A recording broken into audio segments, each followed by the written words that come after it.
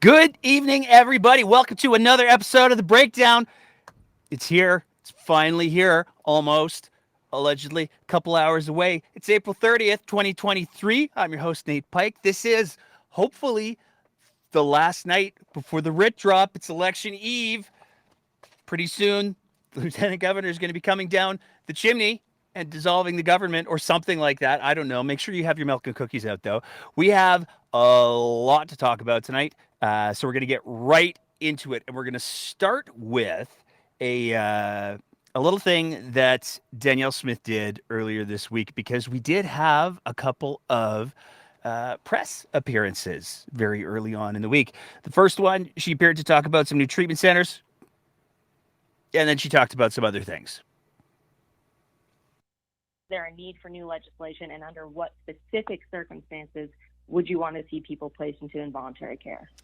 Well, mental health and addiction, while sometimes tied, can be different. My understanding under the Mental Health Act is that it's 72 hours that you are allowed to hold someone. No. Just no. It's not at all. Once again, Danielle Smith demonstrating she doesn't really have a clue what she's talking about, which begs the question, why is it that Danielle Smith and the UCP are looking at potentially introducing legislation that would allow a group of people to take someone against their will and force them into treatment for drug use, for addictions? Now, let's just ignore let's not ignore, let's acknowledge the fact that when we're talking about forced treatment, all of the evidence is it's super bad. It's really harmful. It doesn't work. It puts people at greater risk. So there's no really good medical scientific evidence to do this thing. But Danielle Smith's justification in that clip appears to be, well, if we want to hold people 72 hours, it's just not long enough to do a treatment plan. It's just not long enough to make sure that they're going to get all the way through.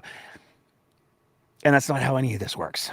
So under the Mental Health Act, there's a couple of different ways that somebody can be taken into custody, and it involves the creation of an admission certificate. Now, an admission certificate typically is something that's filled out by somebody who has the legal authority to do so, somebody like a physician or a police officer or a judge or a psychologist or psychiatrist. Those people have the ability to say, hey, we're a little bit concerned about what's going on here. We think you might be a danger to yourself or others, so we're going to put you on a hold.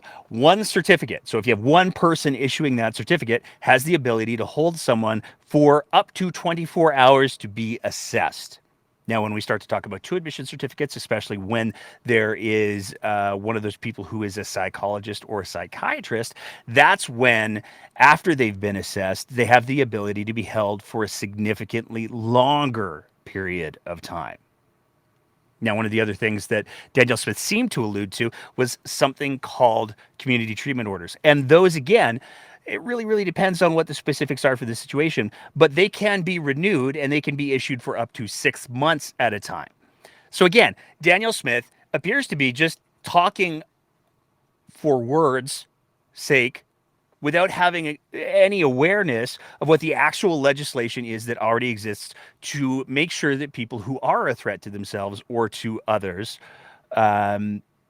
have the ability to have interventions applied and have treatments applied. Now, it's really important to highlight that one of the defining features of that is either somebody's determined to not have medical capacity, they're not able to make decisions for themselves because of some sort of mental illness or disability. That's something that's assessed by a physician or a psychiatrist. But it's also important to realize that when we're talking about are they a threat to themselves or others, one of the hallmark pieces is this person saying, I actually want to hurt myself or I actually want to end my life? And in the absence of that, you're not going to see anybody held on a psychiatric hold, nor should you. People are allowed to make bad choices. Now, those bad choices do come with consequences, but people are allowed to absolutely make bad choices. We talked about this on the last episode where we talked about the fact if somebody decides to drive faster than the speed limit, yeah, they're taking risks. Does that mean that they want to die? Not necessarily. One of the unintended consequences could be that they die or that they kill someone else because they're not driving in a safe manner. But if the intent isn't to do those things, then the intent isn't to do those things. Danielle Smith apparently wants to just ignore all of that and say, if arbitrary person decides that we're going to say that this person needs to be treated for addiction against their will, despite the fact that doesn't work, we're going to go ahead and do it anyways. But that's not all that Danielle Smith had to say at the press conference, because one of the questions that came up had to do with the lawsuit that appears to not be happening. Hi there. Thanks for taking my question. I wanted to ask about, you're coming up on the deadline here of the defamation lawsuit notice that you'd sent to CBC. And I just curious as to, we're a few days away, and I just want to know what your commitment level is at right now. I mean, CBC has said they're standing by their reporting. There's been no apology as of yet. You're a few days out. What is the percentage level in terms of commitment of actually filing that? Look, we're a few days out from another pretty monumental thing that's going to happen in this province too, and that's an election call. So I'm focused on that right now, and will be until May the 29th, election day. Now, the deadline for anyone who is paying attention was Friday. There's been no public mention of any of those, any sort of lawsuit being filed against the CBC. This goes back to the CBC stories where they talked about the whole Artur Pawlowski situation. Danielle Smith claimed that those recordings that they released where she spoke herself were defamatory because she made herself look bad and CBC played the recording or something. I'm not a legal scholar, but that's the gist of what it was. And she claimed that she was going to go ahead and launch a lawsuit if CBC didn't issue a full apology. There were a lot of people at the time who said, you know what, I think that this maybe just sounds more like she's looking for a little bit of a shield so she doesn't have to talk to about it. Because if there's legal litigation going on, then she can say, it's a matter before the courts. And she tried to do that when she announced that she was making this threat of a lawsuit. She said on the advice of counsel she wasn't allowed to talk about it because there was pending legal action. Rana. Well, as we know, a couple weeks back, the NDP filed a complaint with the ethics commissioner. And when they filed that complaint with the ethics commissioner, one of the things that happened is Danielle Smith got herself a brand new shield. And so she then had the ability to say, hey, you know what? There's this investigation before the ethics commissioner. I can't talk about it. You should probably talk to her. Never mind the fact that the ethics commissioner isn't allowed to even confirm that there's an investigation going on. It's just Danielle Smith's word that it happened and the NDP's word that it happened. But the ethics commissioner isn't allowed to say anything. So Danielle Smith now has the barrier of being able to say, hey, you know what? I'd love to talk about this. I'd love to address this, but there's an ongoing thing with the ethics commissioner, so I can't. Which is probably why she never launched the lawsuit that would have been doomed to failure anyways. Moving on from there, a couple of other smallish but important stories that popped up in the news this week that have to do with Alberta politics. One of them has to do with the creation of a new fugitive apprehension sheriff's support team. And the Coles Notes is basically sheriffs, or what some people speculate is going to be the new provincial police force. Sheriffs are getting a boatload of more resources so that they can hunt down people who have warrants. So the press release reads, as crime continues to rise across Canada, Alberta's government is taking action to apprehend criminals in the province before they can reoffend. Budget 2023 will invest $2 million into the FAST program. This team will help apprehend suspects wanted on outstanding warrants to ensure they are processed through Alberta's justice system. So it's basically a $2 million infusion into the sheriffs, but it also gives the sheriffs a little bit more latitude to operate across the province. Now, as I alluded to earlier, there's a lot of people who have suggested, you know what, maybe this provincial police force that Danielle Smith keeps talking about how badly she wants, maybe that's just going to be the sheriffs. Maybe she's just going to expand the sheriffs more and more and more until it becomes a de facto provincial police force, kind of like the FBI for the United States. So instead of having jurisdictions like police officers in Calgary could be police officers in Calgary. They can't really police officer in Edmonton and vice versa. Well, what if you had this body like the sheriffs that was able to respond all across the province? They had the authority all across the province. It sounds a lot like the provincial police force that Danielle Smith has pitched. So it remains to be seen what's going to happen there. Moving on from there. Another story came out of the Parkland Institute. And this is a fascinating little one because it has some pretty major changes to how post secondary funding works. Historically, the way that post secondary funding works is if you were going to get public dollars for private post secondary schools, you had to be a not for profit school. Well, the UCP changed the rules.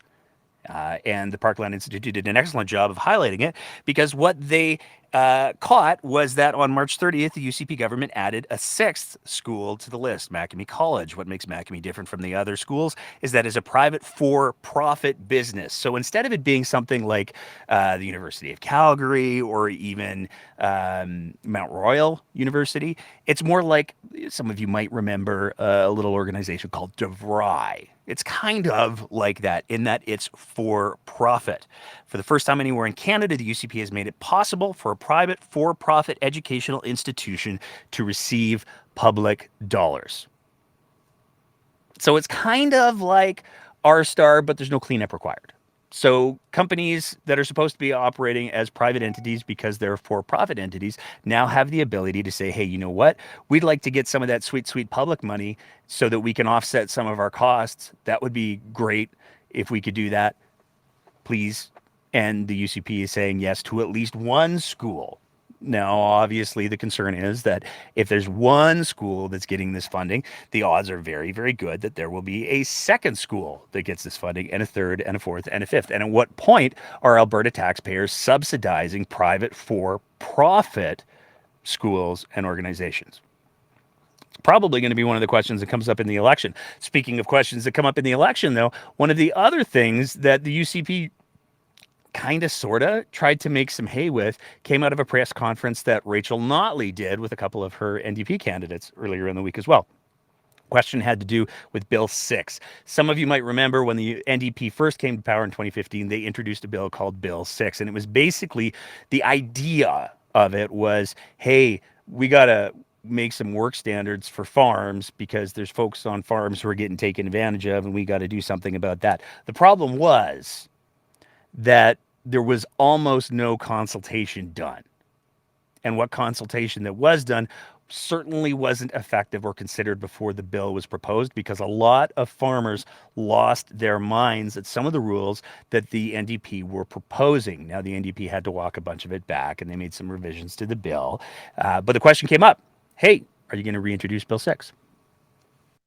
You'll be reintroducing a bill similar to Bill 6. Well, there's no question that we remain concerned about safety for farm workers all across the province. That's a really important issue. I think that became super clear during COVID.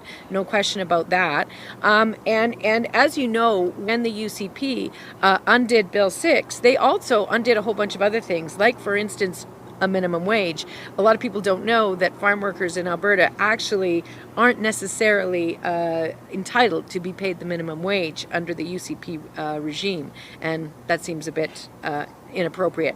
So we would be looking at it, but we learned from last time, and we know that that we need to consult with farmers and employers in that sector. We know that we had made good progress after the fact last time in terms of having a whole bunch of reaching a lot of agreement with key leaders within the sector, and so we would go back to where that work had left off, and then we would hope to be able to move forward on some elements of it after we've had a chance to really talk with folks in the sector. Now, I just want to be clear for a second. The audio at the beginning of the clip, that was all NDP. That was not us. We own our audio problems when we have them here, and God knows that we have no shortage of audio problems on this show from time to time. But that was hot off of the NDP feed, so don't get spicy with us for that. But it's important to highlight that when Rachel Notley was talking about the possible return to a Bill 6 type bill, as much as the UCP is trying to present it as, hey, you know what, they're going to bring back Bill 6 and all of the very bad things, it's taken wildly out of context. And we're certainly going to see more and more of things taken wildly out of context on both sides as we get farther and farther into the election. But one thing that didn't seem to have any confusion, any uncertainty around it until it absolutely did, was the big announcement for Calgary. $1.2 billion deal reached on a Calgary arena project that replaces the Saddle Dome.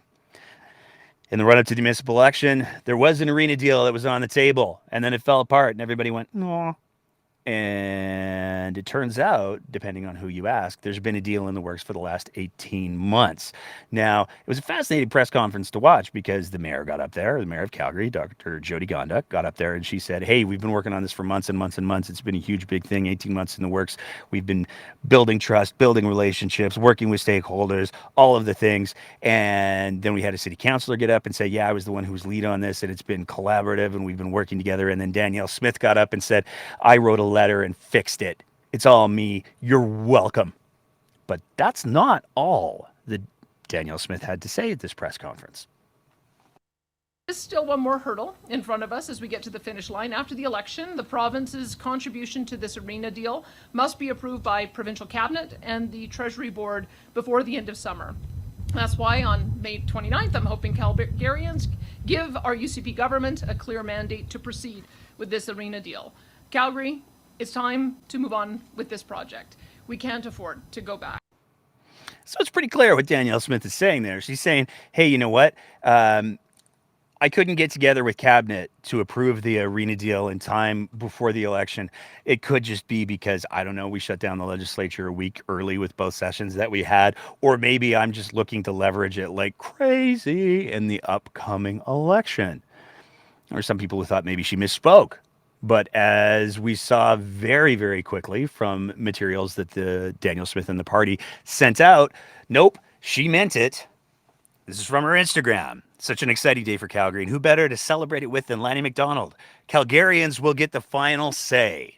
That's why on May 29th, I'm asking Calgary for a clear mandate to proceed with the arena deal. So there's really no confusing what the message is here. If you want to have this arena under this deal, of which the details are, let's go with, a little bit lacking, then you'd better vote for my government, because otherwise, you know, I can't make any guarantees about what's going to happen. Like the province came forward and we said, here's the deal, and everybody's on board. And boy, if a new government came in, that sure would be a shame.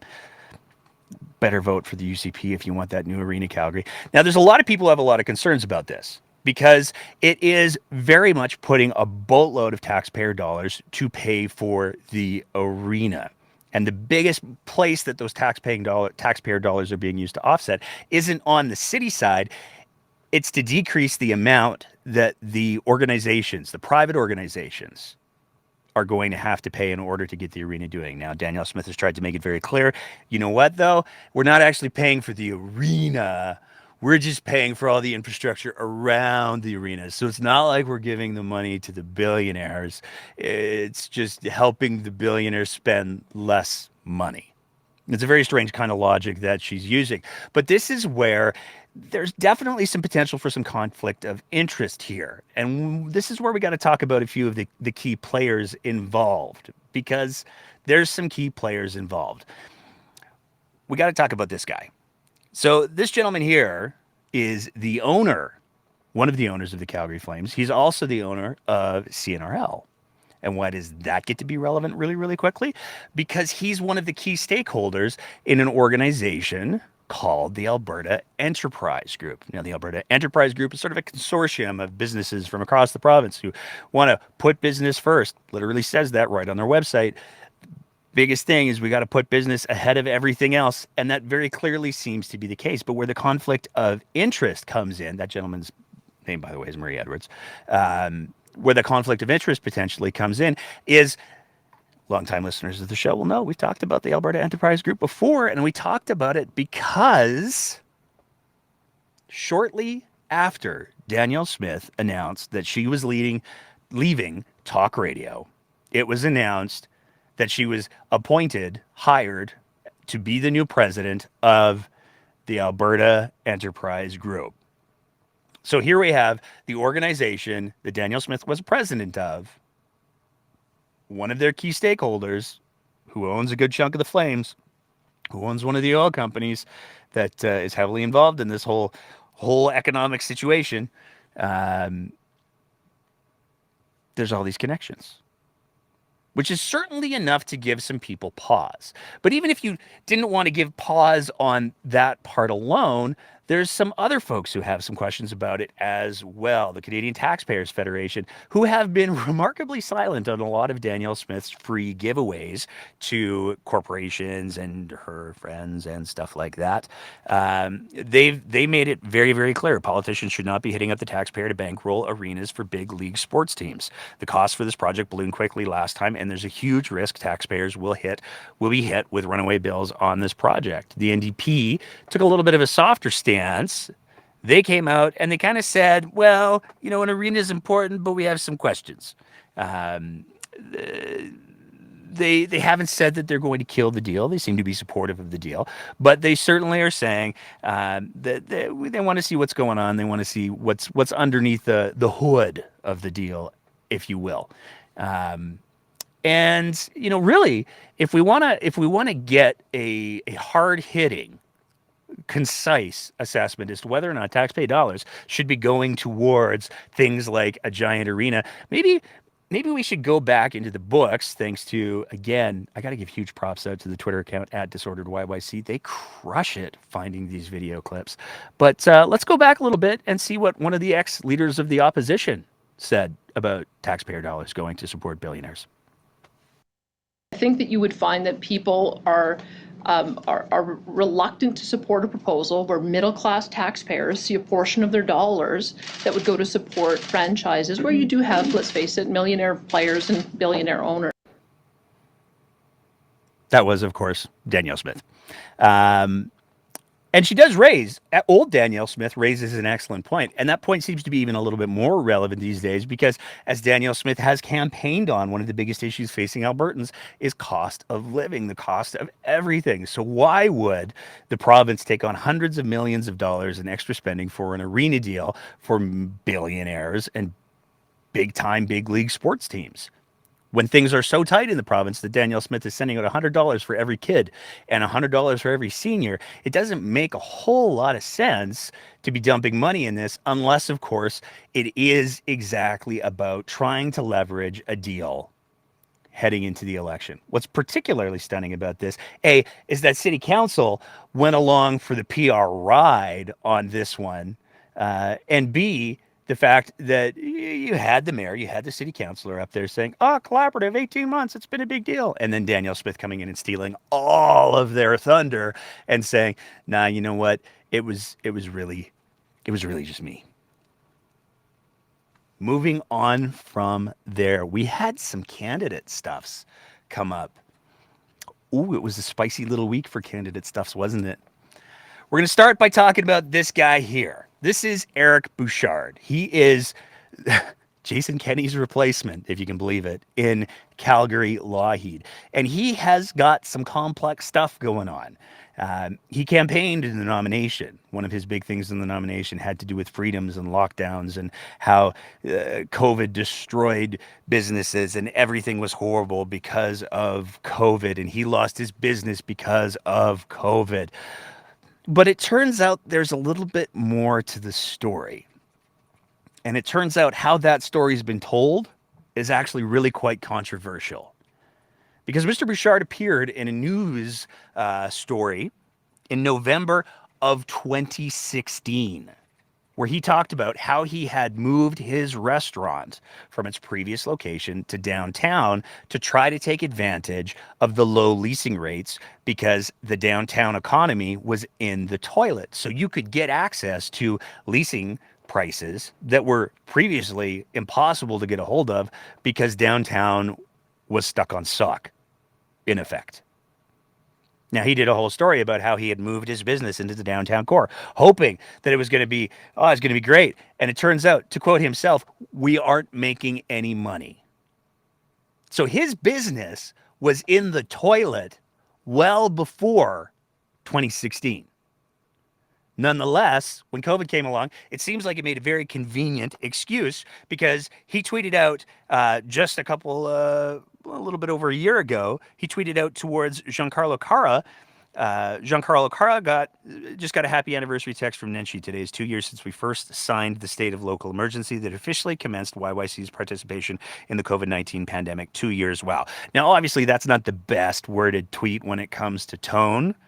But if we're going to talk about tone, Mr. Bouchard's response, happy anniversary, you sick fuck. Destroying small businesses and people's lives is nothing to celebrate. Maybe time for a career change. Give your head a shake, asshole. At Jikara, at Nenshi, at IceTYYC. And then here's where it gets a little bit telling, at Without Papers Pizza, which was a business that refused to stick with the rules that were put down not only by the city but the province when it came to the vaccine passports. Now, this gets paired with a document that we were sent where just in February 2nd of 2023, there was a writ of enforcement that was put against Mr. Bouchard for almost $200,000. So he was in default to the tune, of almost $200,000 to the Bank of Montreal. Now, it's probably very convenient to say, you know what? It was COVID. But the reality is, when you take a look at the fact that he moved his business downtown during an economic slump, and he's on the record in 2016 saying that his business was not doing well, it was not making any money, it's very convenient to try to turn it into the COVID narrative. But that seems to contradict his own official record on the issue. But that wasn't his only social media stuffs that caused him some problems. He retweeted. Now, we're not going to play the video because the video is just gross. It's available on our Twitter feed if you want to watch it, but we're not gonna play it again. It came from the Pleb Reporter, and it's a attempt at sarcasm. I don't know. Somebody needs to practice their sarcasm maybe a little bit, where it's basically a mockery of everything that some people would consider to be woke or progressive. It was retweeted by this Ashley Steen account with the hashtag. Because one of the things that came up in that video was, I'm flying the flag colors of Ukraine in the background, and I've got it in my Twitter profile because I'm a good person and I support Ukraine. This Ashley Steen account here added the hashtag Zelensky war criminal. This is what the candidate for Lougheed for the UCP decided to retweet. He didn't retweet the Pleb Reporter's video. He retweeted the tweet that had the Zelensky war criminal hashtag. But it gets even more problematic for Mr. Bouchard because, of course, it does. He held a fundraiser this week on Wednesday, and it was attended by some folks. One of them is a gentleman named Sheldon Yakuchuk. He runs a Twitter account and Substack that is the most fertile breeding ground for conspiracy theories, anti-science, anti-vax rhetoric that you will see. And Mr. Yakuchuk decided to attend. He ran into some folks. Ran into Corey Morgan from the Western Standard, who has opinions about things. That's just a statement with no value attached to it. You can look up Mr. Morgan. We can't. He blocked us. But he also ran into Theo Fleury there. And there were a lot of other people there. And this is where it comes right back to Danielle Smith. Because the organization Canada Unity tweeted out this picture, put this picture on Facebook the next day. James Batter and Sandra Collins Batter with Premier Danielle Smith and Ontario trucker Harold Junker at a dinner and silent auction in Calgary, doing our part to make sure Alberta is a beacon of freedom to the rest of Canada. Now, let's just take a quick sec to talk about who this James Bowder dude is, because it gets to be kind of important kind of fast. James Bowder is one of the original organizers of not just the main convoy that we saw occupy Ottawa, but he's also one of the organizers of a previous convoy that kind of petered out a little bit, didn't really get the traction he wanted. Where it gets to be really important, though, is James Bowder is one of the authors of the Memorandum of Understanding that the convoy went to Ottawa with, where they were calling for the overthrow of the federal government. This is a document that's in our Twitter feed. They deleted it after a couple of weeks because they realized that overthrowing the government wasn't something that the nation was going to be getting behind. But nonetheless, it's the document that they touted at the very beginning. And Mr. Bowder was very, very clear. He wanted to see the convoy group, Canada Unity, be installed as part of the new government that the Governor General would install because they said please and showed up with trucks. He still has criminal charges facing him.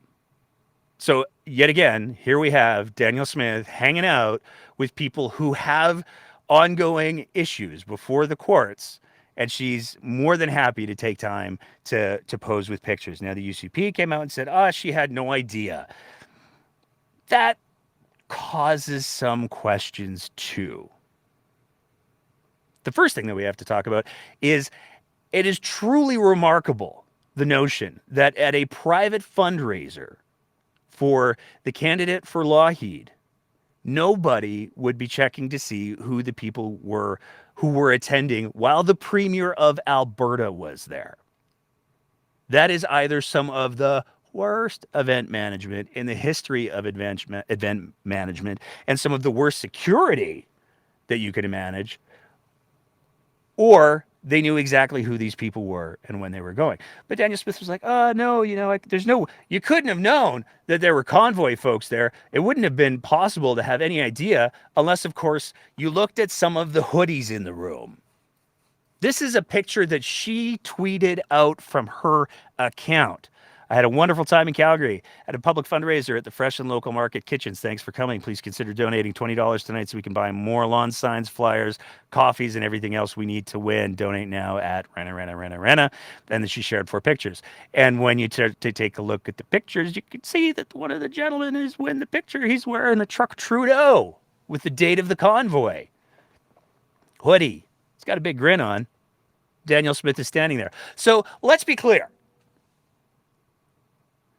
This isn't just a question of, hey, maybe Danielle Smith didn't know who James Bowder was. Maybe that's just one of the things that Danielle Smith, who followed the convoy, who spoke about the freedom movement, who knew who Archer Pulowski was, so much so that she took his phone call.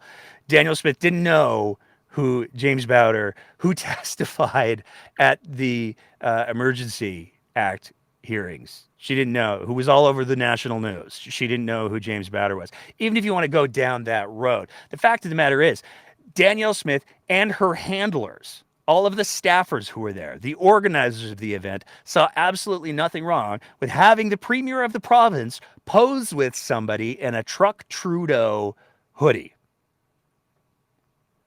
It strains believability. So much so that even James Bowder came out in an article with Press Progress. He said a couple of different things, but the long and the short, the headline from the Press Progress article is Convoy Leader Photographed with Danielle Smith says Alberta Premier should know who he is. Here's the quote. I don't know why she's making that statement, Bowder told Press Progress. We know of each other, Bowder said. I'm a public figure. She's a public figure. Reacting to Smith's statement for the first time, Bowder suggested paying close attention to how Smith uses the word personally. Personally, yes, exactly, Bowder said. That's an exact, accurate statement. I don't know her personally, so that's what she says to be politically safe during an election campaign. But I know of her, and she knows of me. So even James Bowder doesn't believe that Danielle Smith didn't know who she was posing with when she posed for that picture. But again, it cuts both ways. Because if she did know and she chose to pose for that picture, that's a little problematic. If she didn't know and she chose to pose for that picture, that's still a little problematic. So no matter what we have going on here, at a fundraiser for a candidate, we've got some very legitimate issues that are going on. But those weren't the only issues that we saw going on this week with UCP candidates. It's just the gift that keeps on giving. We got to talk about Chelsea Petrovich for a minute. I think it's Petrovich. I've been told it's Petrovich. I'm going with Petrovich. If I'm wrong, it wouldn't be the first time. I mispronounce names. I try not to. It's Petrovic. This is the candidate from Livingstone, Matt Cloud. Hey, guys. Who went on the podcast where she said, well, you know, if people are coming into the hospital with heart attacks, they got to take some personal responsibility. Worth noting, she's a nurse. She's a registered LPN, apparently. Worth also noting, the podcast that she appeared on, that she made those comments on, was a podcast that's hosted by none other than David Parker. Who's David Parker? David Parker is the brains, allegedly, behind the organization Take Back Alberta.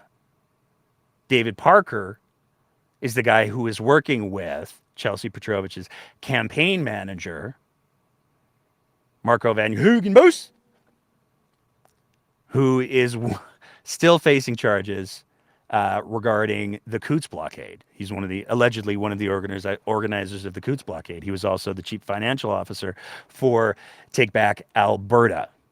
Now, it's also worth noting Chelsea Petrovich's, as we've highlighted on the show before, her husband appears to have participated in certainly a number of convoys. And from his own social media, it appears that he participated in the Coutts convoy and blockade. This is the same husband who also had the pro-Putin stuff up on his social media. That's all since been purged.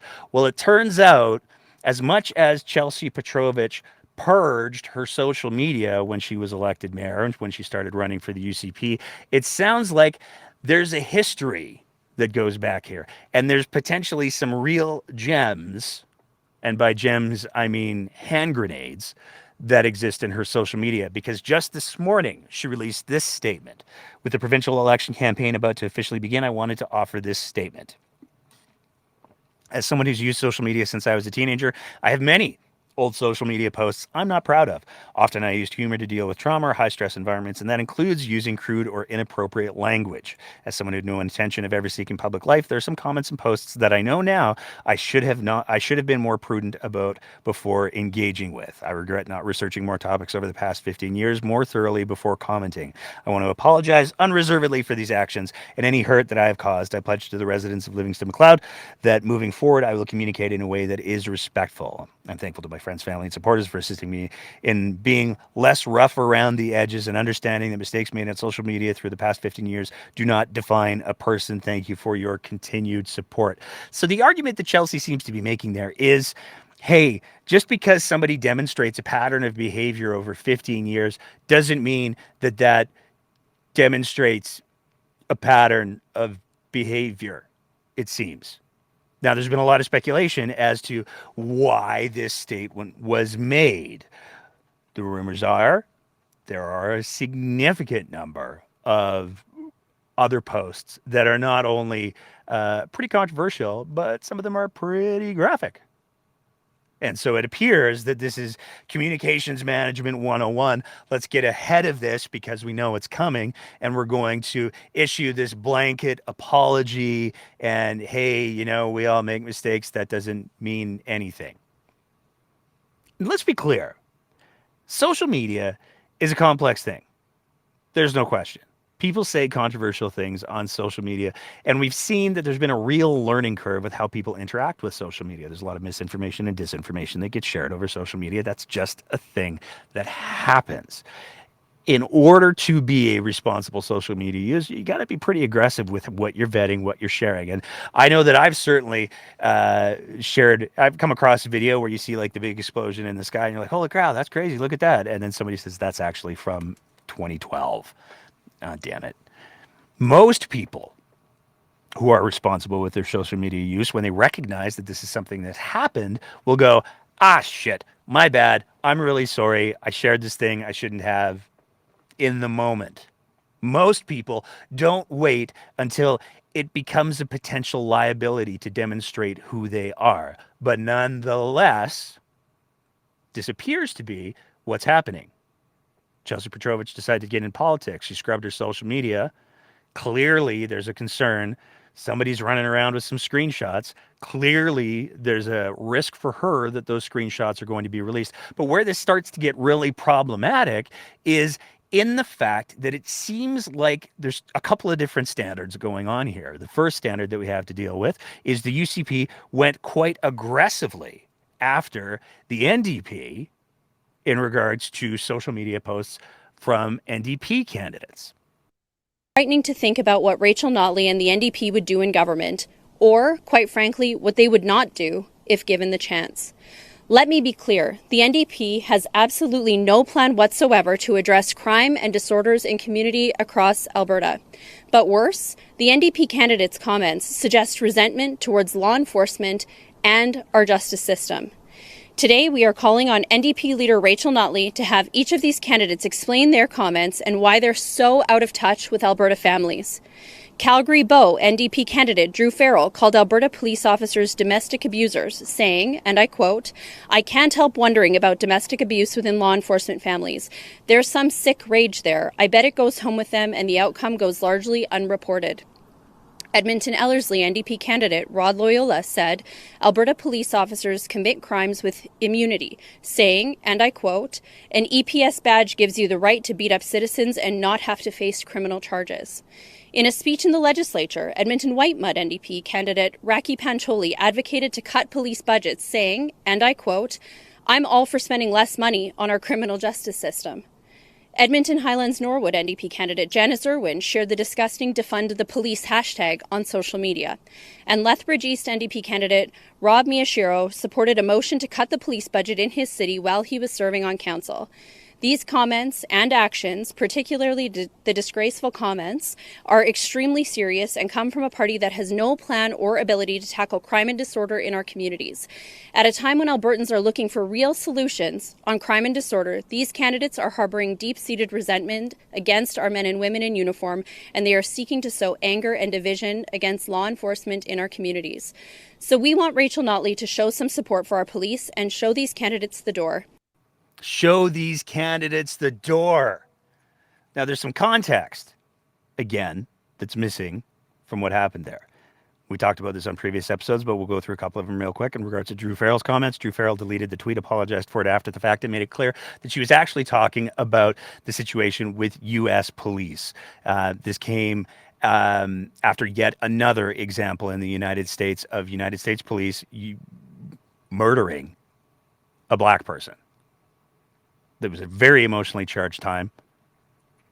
That was Drew Farrell's response to it. And again, she apologized for it, retracted it, and added the context. But nonetheless, it seems like the premier in waiting, she's not the premier in waiting yet, decided that she was going to take these comments completely out of context and run with them. In regards to Raki Pancholi's comments, those were one section of a larger statement that she made where she was talking about the fact that she was all for taking funding away from law enforcement if and only if that funding went toward preventative community-based programs, which have evidence-based backing that they work.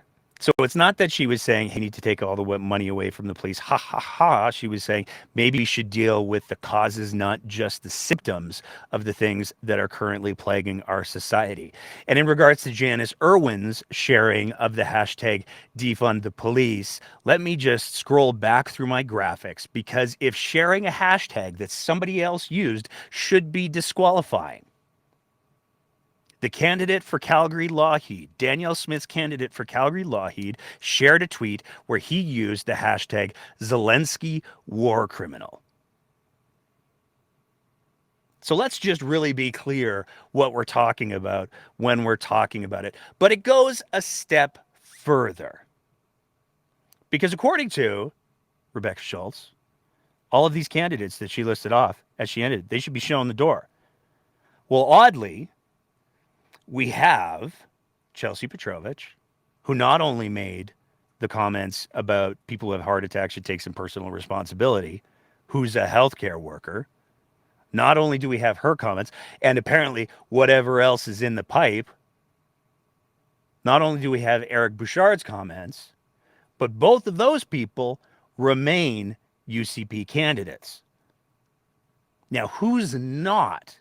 Who took a hit in the last couple of weeks for sharing outrageous, hateful views? Well, let's go back to the Premier's Inclusion and Multiculturalism Council, because this gentleman, Tariq Khan, shared some stuff on social media several years ago. We highlighted this on our show ourselves, where there was no question it was anti-Semitic. There's no question that it was deeply disturbing. He had a picture of Benjamin Netanyahu, eating a baby replete with blood spatter and everything. His posts were so egregious that the UCP in 2019 refused his ability to be a nominated candidate because they didn't want to have their brand associated with these sorts of things. Nonetheless, he was still appointed to the Premier's Council.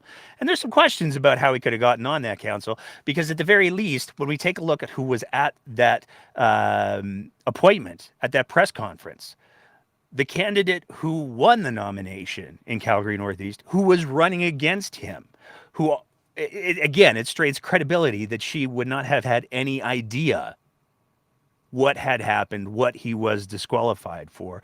Rajan Sawhney, she was there at the press conference.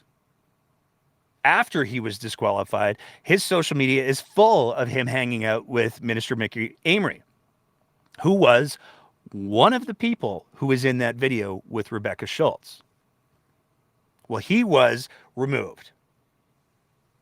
But here he is this week at Mickey Amery's campaign launch. So let's just recap real quick. This guy who said hateful, ignorant things, he got booted off the Premier's Council. Chelsea Petrovich, who not only is on record with some deeply controversial things, her husband is on record with some deeply controversial things. It appears that he was involved in the convoy. He may have been involved in the Coutts blockade. She gets to stay. Eric Bouchard, who's $200,000 in debt in collections, who blamed the failure of his business on COVID, who has used profanity all over social media, who allegedly is deeply, deeply involved with Take Back Alberta, he gets to stay. I wonder what the difference could be. I wonder what the delineating factor is that allows some candidates who say deeply hateful, problematic, offensive things to stay, and other people who are involved with the same organization to be rejected. I wonder what the difference could possibly be. I guess it'll just remain a mystery. Moving on from there, and speaking of Take Back Alberta, we got to talk about Take Back Alberta, because we got some problems. First, I got to find the right graphic, though. There we go.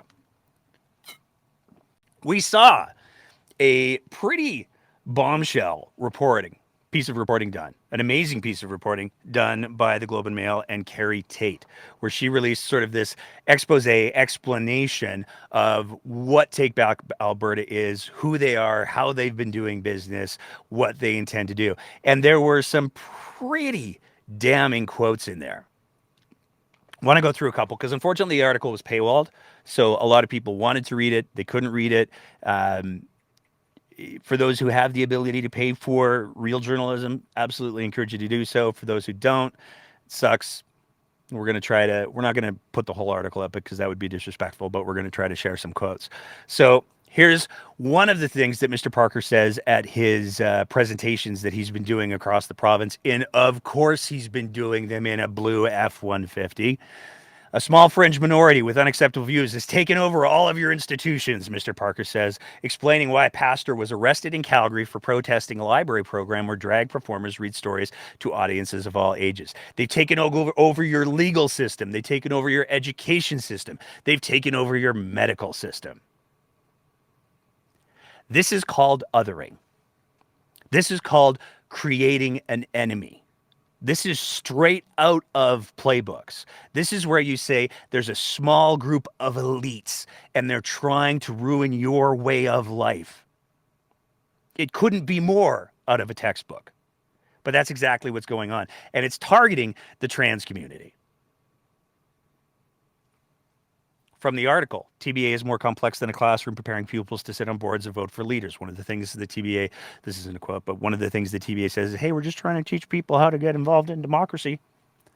TBA is more complex than a classroom preparing pupils to sit on boards or vote for leaders. It is a community for people who feel ostracized by the political class for their Christian beliefs and social conservative leanings. It is modeled after multi-level marketing schemes, which can have sprawling reach and, at their most successful, thrive without much effort from the top. TBA is structured. Take Back Alberta is structured so that the people at the top, the black belts, can sit at the top. They can issue the instructions, and they can have all of the little tendrils reaching out and doing all of the heavy lifting for them. It's incredibly manipulative. But this is the one that's really fascinating. Now, we alluded to this on a previous episode because we'd gotten wind of it as well. Mr. Parker got married. Danielle Smith attended the wedding. She's my friend, Mr. Parker explains over lunch, adding he populated his side of the guest ledger with people he worked with on projects. About 75 people attended the ceremony in Canmore. I lead an organization that has significant clout in terms of politics in the province, but I don't think it was an influence thing. He says, we have very similar passions. Now, there's a couple of different ways to unpack that, but the fact that Danielle Smith attended the wedding of the person who runs the organization, who claims to be responsible for getting rid of Jason Kenney, and who claimed to be responsible for getting Danielle Smith elected not only to the office of leader of the UCP, but also premier of the province. The fact that Danielle Smith attended his wedding, that's more than just a work relationship. And this is where we have to talk about some of the ways that Take Back Alberta does business and some of their goals. We've highlighted this before. We're going to talk about it again. David Parker got married. Yay for him. Who did he get married to? He got married to True North writer Rachel Emmanuel. Why does this turn into a province? Because inside of the Telegram group, which is sort of the chat channel, which is very, very heavily controlled, only admins can post in there. There was this little message a little while ago where David Parker linked to his wife's Twitter account and said, please share. We are making progress on the election tabulation machines. That story, that Twitter link led to one of these stories where they're manufacturing outrage and fear over the use of electronic. In one article, they're called voting machines. In the other article, they're called electronic tabulators. These are the machines that basically work like Scantrons. They're not something that we vote with. When we vote in the provincial election, you'll get your little piece of paper, you get the little things, you do your little X, and that's how it works. The electronic tabulators are a way to count all of the votes very, very quickly. Danielle Smith herself has confirmed that the paper voting pieces will still exist. If a recount needs to happen, if a manual recount needs to happen, a manual recount can still happen. But this is playing on a lot of the fear that we saw generated in the United States by Fox News over the whole Dominion voting machines piece, which led to a lawsuit, which led to apparently Tucker Carlson potentially getting fired, which led to, during the discovery process, a boatload of communications where Fox News employees openly admitted, hey, we're totally taking these people for a ride. We're just making shit up at this point. I'm paraphrasing. But it's on record. Unsurprisingly, Fox News settled that lawsuit rather than face it in court because they would have been taken to absolute work. But they spent a lot of time trying to convince people that the Dominion voting machines were unreliable. They were lots of potential fraud. They're stealing our elections using these electronic voting machines. And here we have David Parker signal boosting his wife's articles talking about this, where he's very clearly saying, we're making progress on the election tabulation machines. Now, nowhere does it say, oh, and by the way, my wife wrote these articles. Nowhere is there that kind of disclosure. Nowhere in any of these stories do you see Rachel Emmanuel saying, oh, by the way, the stuff that I'm writing about Alberta politics and the way that True North is trying to manipulate the narrative potentially, it's maybe there's a little bit of a conflict of interest there. We haven't seen any of that.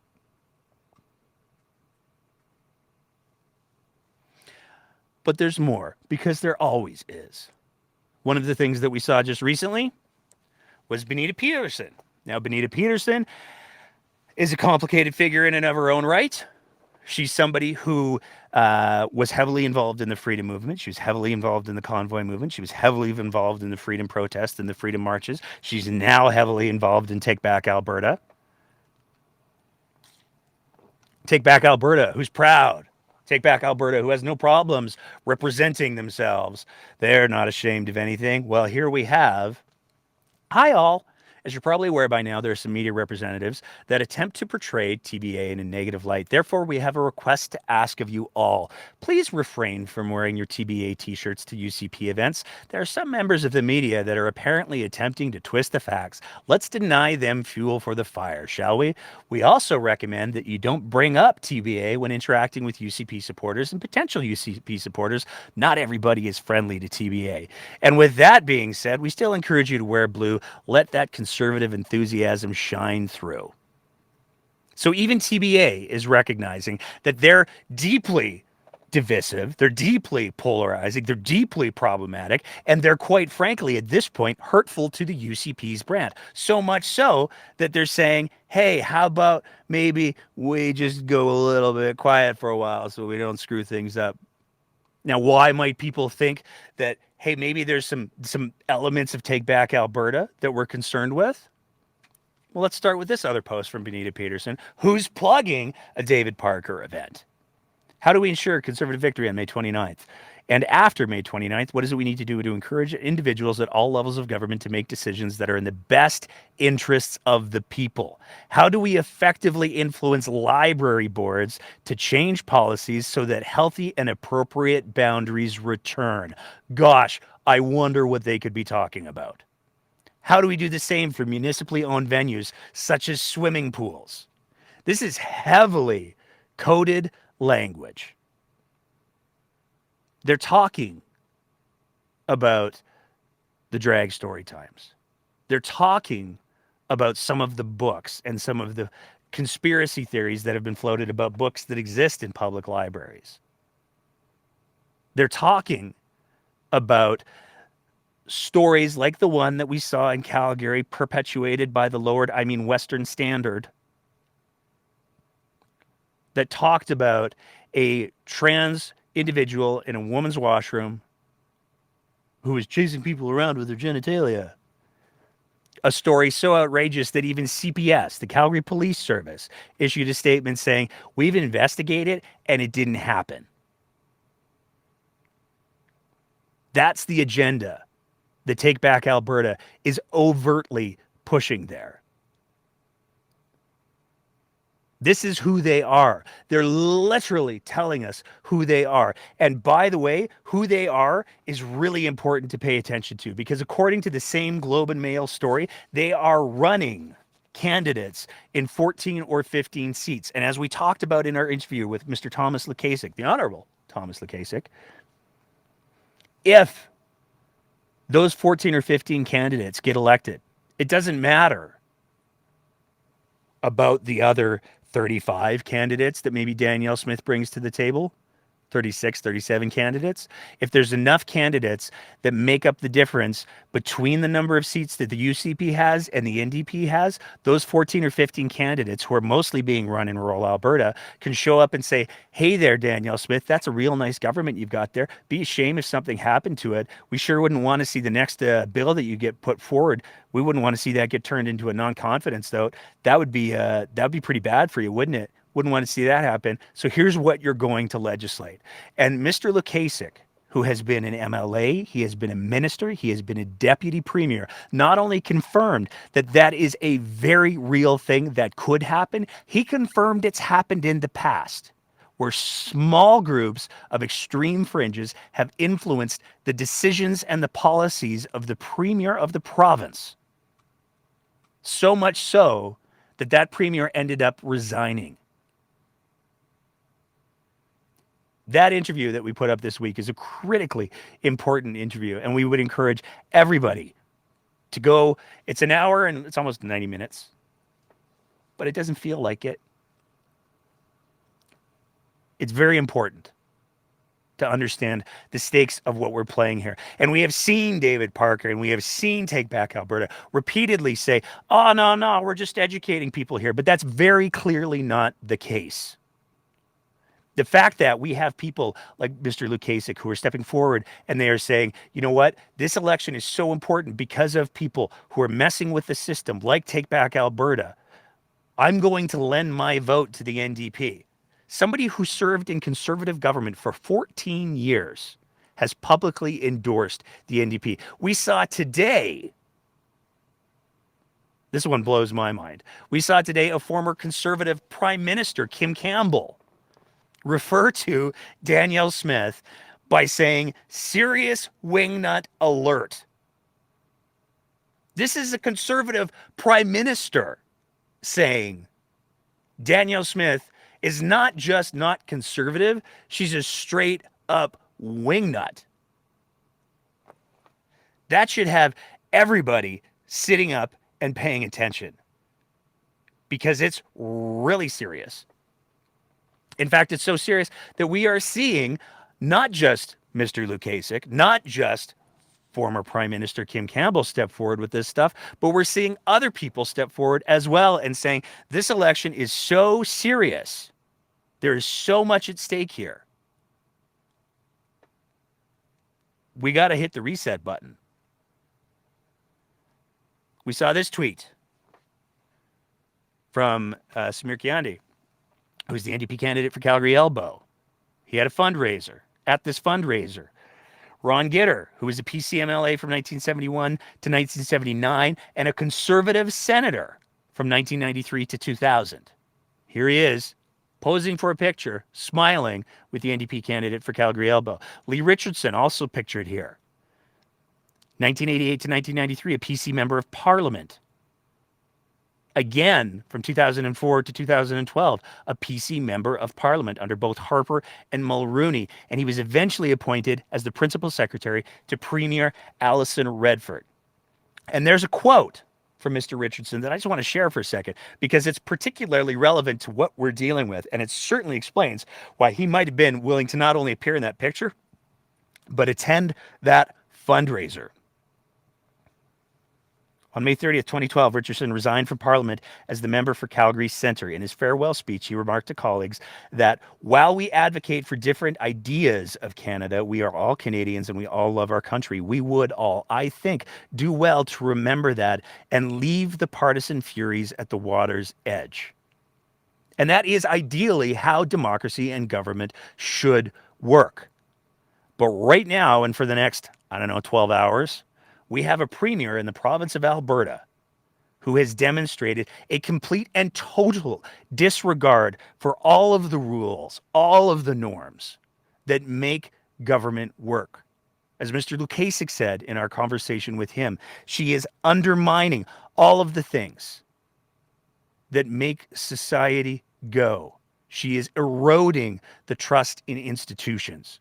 She is eroding the trust in justice. She is eroding the trust in government. This is a huge problem. And when people say, I've been saying this for weeks, people say, this is an election like no other. It's the most important election in the history. But I would challenge anyone to think of an election in recent history where it hasn't been a choice between ideology. Even in 2019, Mr. Kenney, he had his problems. I'm not defending Mr. Kenney by any stretch of the imagination. But he at least played by the rules. He knew how to manipulate the rules. He knew how to use the rules for his own advantage. He certainly had no problems emotionally manipulating constituents and the Albertans, but he played within the confines of the rules by and large. Danielle Smith doesn't do that. Even going back to 2015, as Mr. Lukasik pointed out, Rachel Notley and the NDP may have a different ideological approach to things and a different ideological vision for where the province of Alberta needs to go, but they play by the rules. They play through the norms. They weren't eroding those norms. You can dislike Rachel Notley and her decisions, and there's plenty to debate there. but they at least played by the rules. The UCP under Danielle Smith do not. And that's something that we all need to be really honest with and reckon with over the next little while. We got two other quick little things to talk about. Then we're going to open it up to the floor. I can see we've already got at least one person who's waiting to speak. I know it's probably going to be fairly spicy. But before we get to our open mic, and for anybody who wants to be a part of our open mic, if you hop on the Twitter Spaces, we'll add you in. Love to hear your thoughts. If you think that I said something that was dumb, I probably did. But you can hop on the Twitter Spaces and call me out for it. Standard rules apply, no hate speech, all that good stuff. But we're going to open that up in just a minute. Before we do, though, we got us a DM that we got to talk about. We don't usually do the From the DMs on the live show. But this one is, it's quite the spicy little meatball. There's been a lot of controversy around the organization known as AIMCO. Now, AIMCO is an organization that manages pensions. And there's been some political rhetoric that's been bandied around, including by Danielle Smith and apparently her executive director office guy, Pitbull, Attack Dog, Rob Anderson, about, hey, if we've got these funds sitting in these pension funds, we could use them for infrastructure projects. We could use them to prop up oil and gas. We got options for that kind of stuff. And a lot of people have said, whoa, you don't go mess with the pensions. Because people have worked their entire lives to invest in those pensions. People make pension payments. It's not just free money in the way that some politicians like to talk about it. People pay into their pensions. And they count on their pensions. And they rely on their pensions to be able to support them through retirement. It's an important part of the social contract that exists with organizations that have pensions. There's been some changes to the pension board, and this one is particularly notable. This gentleman here is Mark Wiseman. He's the board chair of AIMCO. Now, we've seen over the last little while, there's been some new appointments. We saw the Travis Taves appointed John Horseman, who was a UCP leadership candidate for about 4.5 minutes before he dropped out and endorsed Travis Taves. Well, last week, as we talked about on the show, he got appointed to the board of AIMCO. Now, we received this DM, and it's pretty out there. I want to preface all of that with this. We have not been able to confirm it.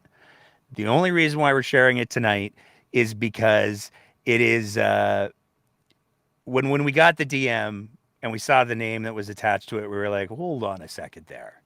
Because this comes from somebody who has been deeply, deeply involved in conservative circles for quite some time.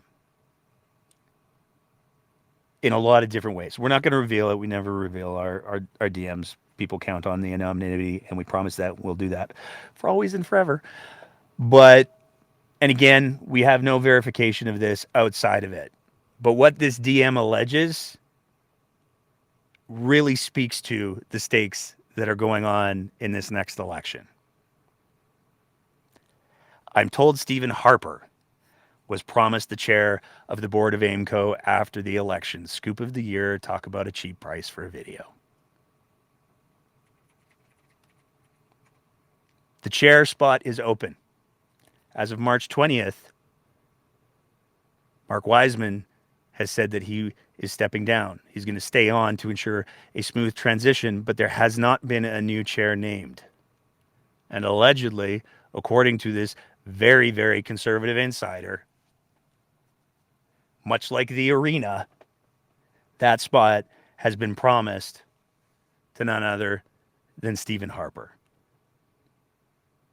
which might go a long way to explaining the rushed video with the horrible production value that we've all had a lot of fun poking fun at. We got one other thing that we want to talk about. Bill C-11, which is way more boring than people are making it out to be. So there's some right-wing media outlets that are calling it the Internet Censorship Bill. It's not that. It's basically, for anybody who grew up in the 90s or spent any time listening to the music in the 90s, it's the internet equivalent of CanCon. So it only affects streaming services. It doesn't affect your private social media. So your Facebook will be fine, your Twitter will be fine, all of that stuff will be fine. It only comes down to services like Netflix or YouTube or things like that, and it wants to prioritize Canadian content. That's the whole ball game.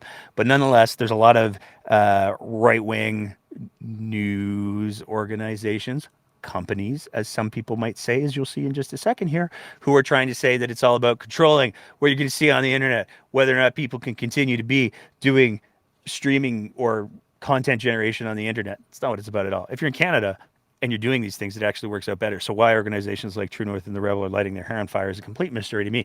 But there is this one interesting little piece that True North put out this week. It's worth remembering. We did a whole thing on True North a little while ago where we talked about the fact that for reasons that defy reasoning, they are a charity, which is not supposed to be a thing. They took over a charity a few years ago and they built their media empire on top of this charity. So when you support True North, let's use the Globe and Mail as an example. If you get yourself a Globe and Mail subscription, you don't get a tax receipt. You don't get a charitable tax receipt. Now, there are some programs that you can use for certain media outlets to write off some of that money for sure. But even with smaller organizations, let's use the Sprawl here in Calgary as an example. If you support the Sprawl, you can't claim that money on your taxes. So if you're a smaller media organization, you can't issue receipts saying, look, you get money back. Thank you for being generous. You get money back. Unless, of course, you're a charity. And there's only one that we could find that's structured the way that True North is structured, and it's True North. Now, they are very clear in all of their corporate documentation that what their news advocacy is research. Let's play the clip. Messages that we're not folding up and going home. I mean, we're going to fight for this. We're going to fight for our audience, and we're going to keep going there. But how do you run an internet news company in a climate when the government, the very government we're trying to hold to account, says we need to regulate internet content? Oh, what's that now? You're a news company, you say? You're not a charity anymore? You're a company for profit? Shocked expression. That'll be interesting to see how that plays out. We're going to move it on from there into the open mic. I can see that we've got one of our regular open micers who's ready to go. Very excited to welcome to the show again, Ziad Faisal. Ziad, how's it going tonight, man? Oh, fine, thanks, Nate. A little bit spicy as you anticipated, but it's because I had some chicken tikka masala. So nice. Otherwise, I think I'll be mildly spicy, but hotly financial. Okay. So I want to talk about some arena numbers, if you like. Oh, good. So in 2019, I had done a chart package on the deal that was reached in the summer of 2019. And if we take a little walk down memory lane, that was the one where the building was $550 million. And the city and CSEC were putting in $275 million each. And there was an element of that deal where the city was allowed to impose a ticket tax of 2% on top of the ticket revenue for the arena, which was projected over the 35 years to make $155.1 million. So that was part of the city's return on its investment, is this 2% ticket tax. So me took that 2% and divided backwards, and I discovered that over the 35-year term of that agreement, that's $7.75 billion in ticket revenue that CSEC would be receiving. So when you look at it, they were putting in $275 million, and that's only 3.6% of their ticket revenue. Now, CSEC has other sources of revenue, like the TV contract, like the advertising, like the naming rights, like food and beverage. So just from one revenue stream, CSEC was only putting in 3.6% in that deal, where they were putting in half the 550 million building. And in fact, for only 4.7% of ticket revenue, CSEC could have had the whole deal. They could have built the whole building, had total control of it. They could have owned it all for 4.7% of ticket revenue. And, that still gives them all the other revenues like advertising, food and beverage, TV contract, all that other good stuff. But that wasn't sweet enough. So we have this new deal that is made from misrepresentations to council, misrepresentations by certain councillors, and a very desperate Danielle Smith, who's a puppet of Murray Edwards, desperate to get seats in Calgary. So she throws a whole bunch of money at it.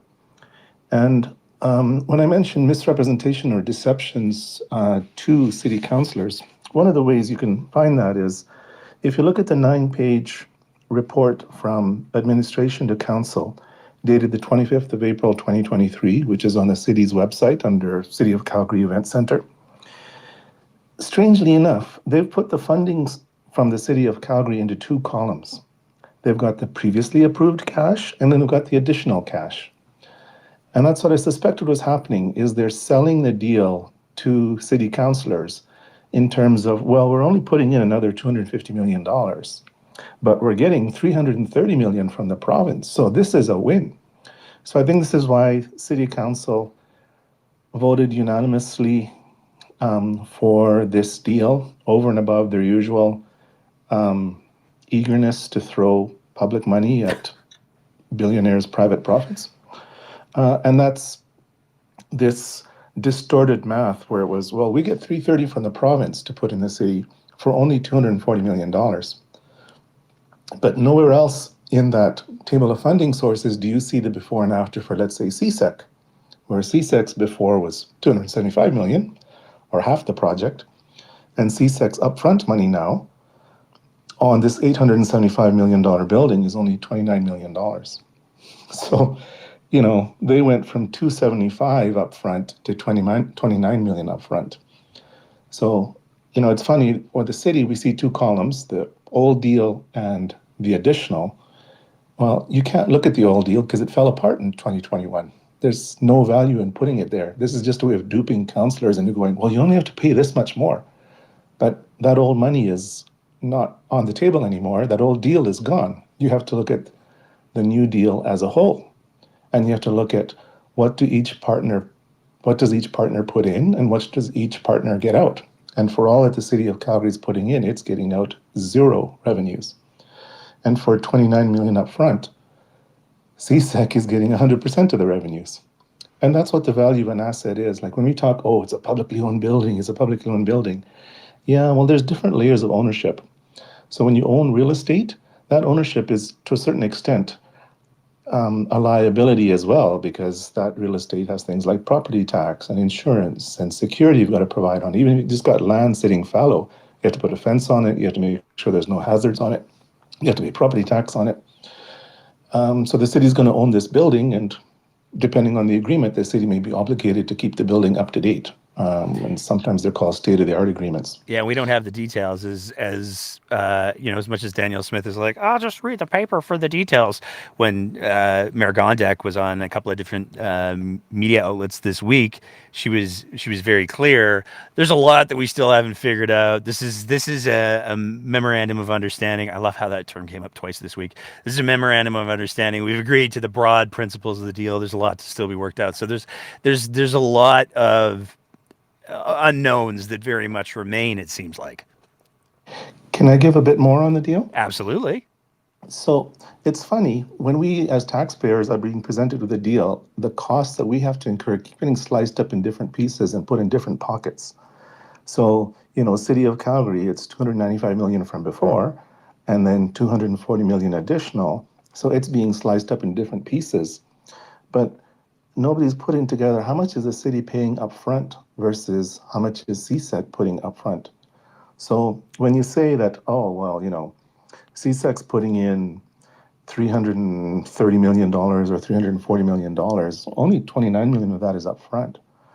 Whereas the city has to cover for the rest of that 875 million building. So the upfront money is CSEC 27 million, the province 29 million upfront, and the city 818 million. So that's a pretty large enchilada for the city to bite off. And you can say goodbye to other projects like the field house and other projects, because up front, the city's got to put in 818 million of an $875 million building.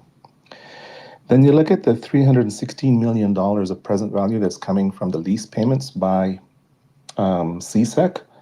So these are only going up by 1% a year, which is a toy. It's not matching inflation. You know, our inflation is much higher than 1%, especially building construction inflation. And the discount rate, or the cost of capital that's baked into this present value. So let me explain present value a little bit. So Nate, if I promise to give you $100 a year for 35 years, that's not the same as giving you $100 times $35 today. So the $100 that's a year from now, 2 years from now, 3 years from now, not worth as much. And stuff can happen in between now and then. Like if my $100 every year is based on keeping the Flames here happy, I can put a gun to your head and blackmail you for those future stream of $100. But if we're just looking at $100 today versus $100 a year from now, 2 years from now, that's discounted back using the cost of capital. And so the cost of capital baked in here is 5%. So the city's cost of capital to put up $818 million up front is 5%, whereas CSEC is only increasing its payments by 1% a year. They're only matching the cost of capital to the city by 1/5. So this deal just gets worse and worse every year. I'm waiting for after the election.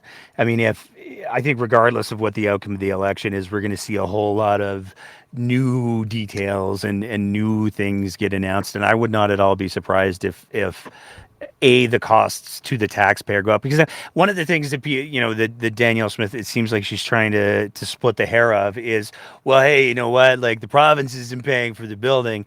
There's only one taxpayer. So taxpayers are now paying for the city of Calgary portion, and now taxpayers across the province are also paying for the province portion when we're talking about an organization that is owned by billionaires and that generates tremendous amounts of revenue a year. We see this over and over and over again across North America, where sports teams, and I'm not a sports guy, but I don't care if somebody likes the sports. You go and you enjoy the sports. But sports teams have developed a very effective strategy for holding municipalities hostage to get what they want at the lowest possible cost to them, and they just walk away making even more money. And I'm curious about the role of this firm that the city of Calgary engaged, CAA Icon. So I think it was last year the city of Calgary engaged CAA Icon, who were supposed to be arena funding experts or arena negotiating experts. Well, what role did they have? And why is it we got gouged on this deal? It's like, I never heard anything from CAA Icon afterwards. There's no economic impact assessment. There's no CAA Icon recommendation. How was the city advised on this deal? They may not have to disclose the details of their advice, but generally when a firm advises a government, it advertises it, right? It says, this government was advised on this deal by CAA Icon or Morgan Sachs or whoever. I think so much of it has to do with the fact that the deal isn't done. It's as much as it's being advertised by the UCP as being the deal is done. The deal's not done. There's a memorandum of understanding they've agreed to. These are the broad terms of the things, but in regards to what the specifics of the deal are, in regards to who's going to get what revenue from what, I mean, Mayor Gondek was on the radio just a couple days ago saying, we don't know, can't talk about it. We still got to figure all that stuff out. So it's an MOU, a memorandum of ultimatum. Vote for the UCP or lose the Flames. There you go. If you want, you can come back to me. I'll talk a little bit about the land options. Otherwise, I've got one more quick point to make, but I can also do that later on. I'll tell you what, we got a couple of people in the queue, so why don't I come back to you, because I don't know. I want to make sure that we don't shut anyone out. Yeah, if you have time, great. Otherwise, yeah, happy to hear the other folks. All right. We're going to bring Cassandra in. I think it's Cassandra Pollock. We're going to bring her in and see what she has to say. Cassandra, how are you doing tonight? I am doing absolutely wonderful. I'm very exhausted. It's just getting It's started, been, though. yeah, well, I'm on disability, so I don't always get out. And so I've exceeded what my normal highest activity level is for the Gotcha. day because I'm just so excited for campaign kickoff. But I said I was going to speak tonight for a very specific reason. When I watched the episode with Thomas Lukaszuk, I literally cried. I cried tears of relief. And the reason is and I've actually had some Twitter conversations and even some private message conversations with Thomas prior to that, because I had misspoken at one time because I was trying to make a point because I was getting so tired of people throwing the word populism around, knowing full well that the most of the people that were listening don't even understand what they're talking about when they're using that word and how they're using it or anything. And pretty much I've been, even before Danielle Smith came in on this, became premier, for a couple of years, I've been screaming for somebody with some kind of credibility that people will listen to, because I know they don't listen to me like they listen to some other people. And to just let's explain it. Like, let's spell it out. Let's tell people, let's just hit them where it hurts. Like, we got to speak out about it. And Thomas was, he was so much more articulate than I could ever be on the subject, as well as he's much more knowledgeable. I mean, I'm pretty knowledgeable, but he has a certain intimate knowledge of things that I couldn't possibly have. And it was just a relief to finally hear somebody say the things that I've been wishing they would say, and say them out loud.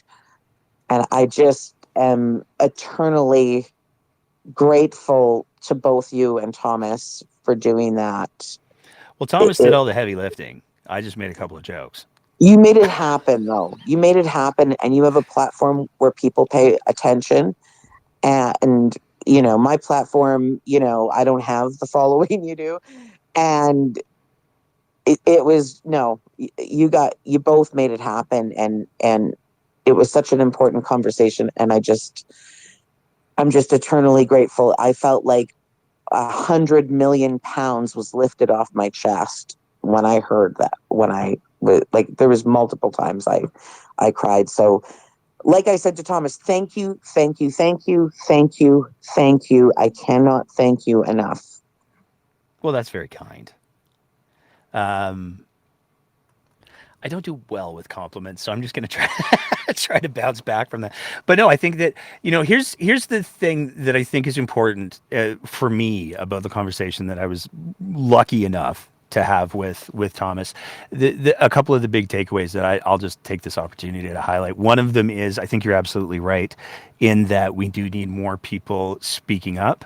I think we're starting to see that. I mean, when Kim Campbell dropped that wingnut alert tweet today, I was just like, oh, it's getting real up in here. But I think we're going to see. I mean, we saw with the Samir's tweet. There's some very reasonable people who are looking at the current state of what's passing for conservatism in the province of Alberta, and they're going, oh no, this ain't that. I've said it before, and I'll say it again. My grandfather was very, very involved in provincial politics and federal politics on the conservative side of things, and I have no doubts in my mind that if he was to see what's going on, he's long since passed, but if he was to see what's going on in the province and what some people are trying to pass off as conservatism because that's the brand that works here, he would be absolutely livid. So Agreed. And just one on the note of Kim Campbell, I voted for her. And, I'm not typically a conservative, but I voted for her because I remember even within her own party, the misogyny that went on was really horrible. And even to this day, some people have misunderstandings about some of the things that happened.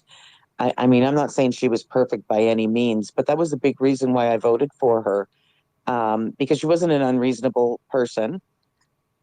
And no, I mean, I think she was quite respectable, and that's just my opinion, and I'm not a conservative. Yeah, no, I would agree with that assessment. I've been a big fan of her Twitter for a while, but I would also say the other big thing that I think is critically important that I took away from the Lucasic conversation is that more people need to see that. More people need to be made aware that there are a lot of people who are looking at the situation with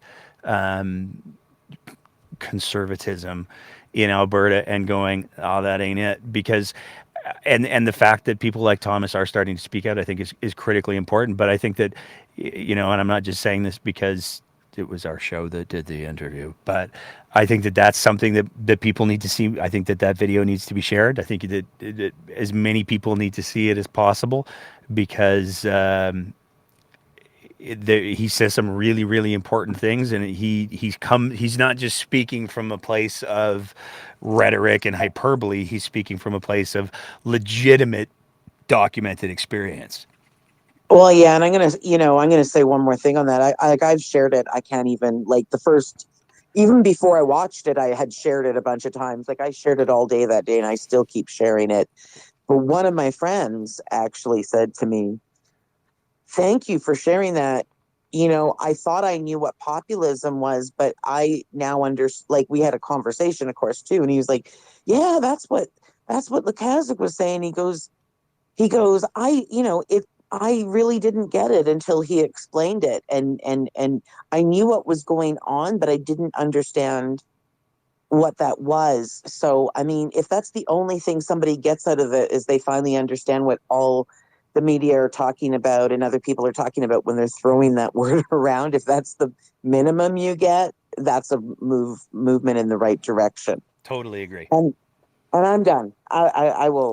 I could interject all day, but I'm too tired. Awesome. Well, you get some rest, because allegedly, I'm not going to believe it till the writs actually dropped. I'm just, Alberta politics has been too much Alberta politicsy. So until I actually hear that the writ is dropped and it's official and it's done, I'm not going to believe that we're having the election. But if everything plays out the way that it's supposed to, it's going to be a busy month for everybody. So absolutely get your rest.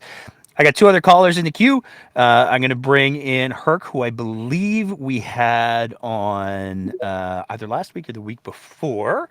And if I'm remembering correctly, Herc is coming up from the States. Herc, what's going on tonight?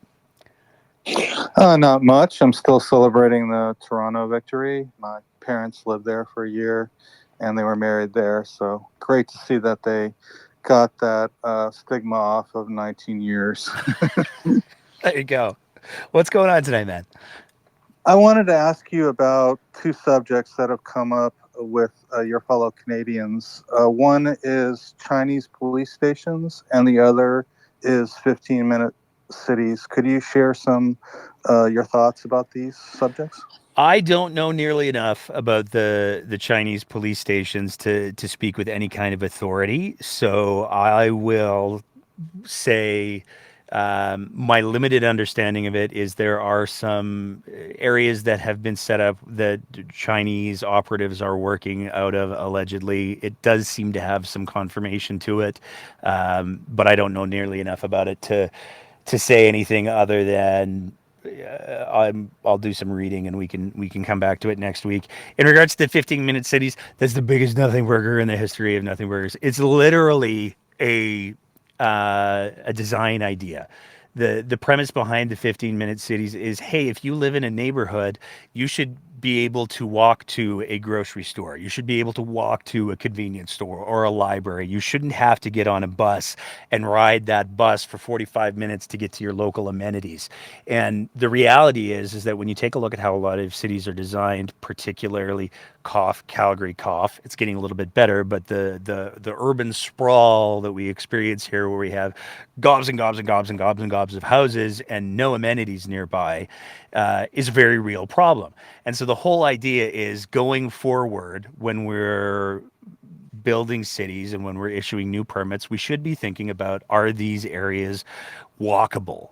can people get a sense of community out of these spaces other than just warehousing people? It has been so over exaggerated, because one of the things that has been said is there will be some areas where potentially one of the things that might be looked at is closing certain roads from certain periods of times of day to give better access to people who are walking or cycling or but those would only be for certain periods of times of days. It's no difference than toll roads that exist all across the country.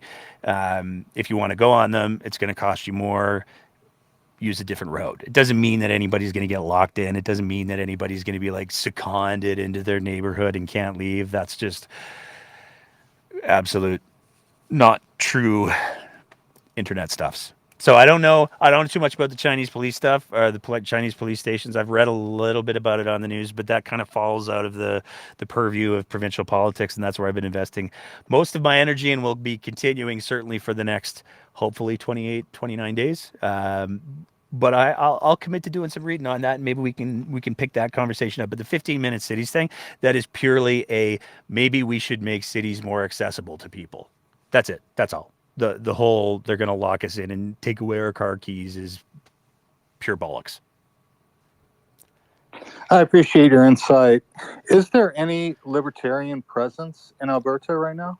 It depends on how you define libertarian. I mean, there's certainly people who are operating under the guise of libertarianism, but I would argue that it's not true libertarianism. I think that there's a lot of people who like to use the word libertarian to justify getting what they want and screw what everybody else wants. My understanding of libertarianism is that it is, the freedom to do what you want, small government, but it's not the freedom from consequences. And what we have going on right now is a lot of people who are parading around as libertarians who are calling themselves libertarians, but they also want absolute freedom from all consequences. And that is not what libertarianism actually is. So, for example, the premier of the province currently self-identifies, air quotes, as libertarian, but as she does that, she doesn't acknowledge any of the existing rules or norms or standards for how government is supposed to work or how any of these things are supposed to work. And she does not want to accept any responsibility for the choices that she as a libertarian makes. I don't have any problem with the idea of libertarianism. I think that when you actually line up libertarianism in regards to political ideologies, I think it falls real close to something like anarchy, just because the idea is you need the least amount of rules as possible, and you deal with the consequences that you get. But what we have right now masquerading as libertarianism, I would argue not only in Alberta but certainly in the States as well, from the little that I read down there, is there's a lot of people who are using that word because it sounds like liberty, it sounds like freedom, but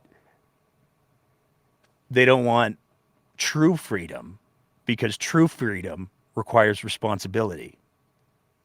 It's a bit of a catch-22, but it's the reality. And I think that everybody who has served in any sort of public service or in the military understands that freedom ain't free. And so the idea that libertarianism as a thing can exist without any sort of consequences or rules or responsibility it's fake. It's not real libertarianism, as far as I'm concerned. I hope does that answer it? Yeah, I would add that there's 30 branches of libertarianism, and anarchy is one of them. Oh, see, there we go. And unfortunately, here in the States, the Libertarian Party has been co-opted by conservative libertarians, and they don't want people like me, left libertarians, involved. So, and that in itself is not really libertarian. So there's a lot of contradictions within libertarians. They're fighting constantly, and they don't have a pragmatic platform. So it sounds like Canada is mirroring what's going on here. Unfortunately, I would have to agree with you. So anything else you wanted to bring up tonight there, Eric? Oh, no. Thanks so much for giving me so much of your insight. Really appreciate it. No problem at all. You have a good night. I'm going to bring in, long-time listener and many-time speaker, Lynn. How are you doing tonight?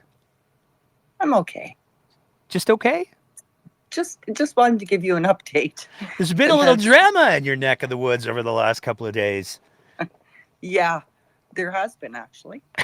I didn't want to pay the $3.85 to go to the dinner, but apparently there was more protesters than there was people attending. So that was good news for me, which was actually kind of shocking.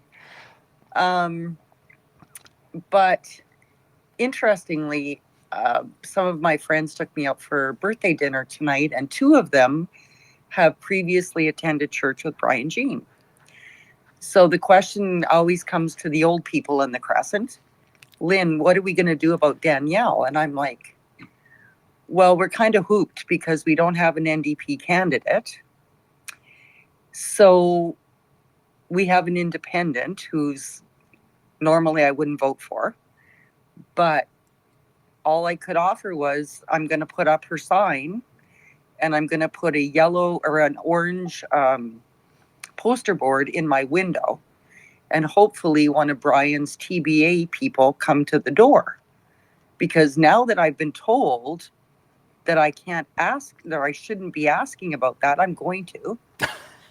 Because I asked at the office this week what Tanny and Brian, because it's the same person that answers the phone, what their stance was. And the answer was, well, that sounds like a political thing. And you should probably call, which I did, and I got no response. But based on Brian taking pictures with, you know who, Parker. Well, he signed the bus.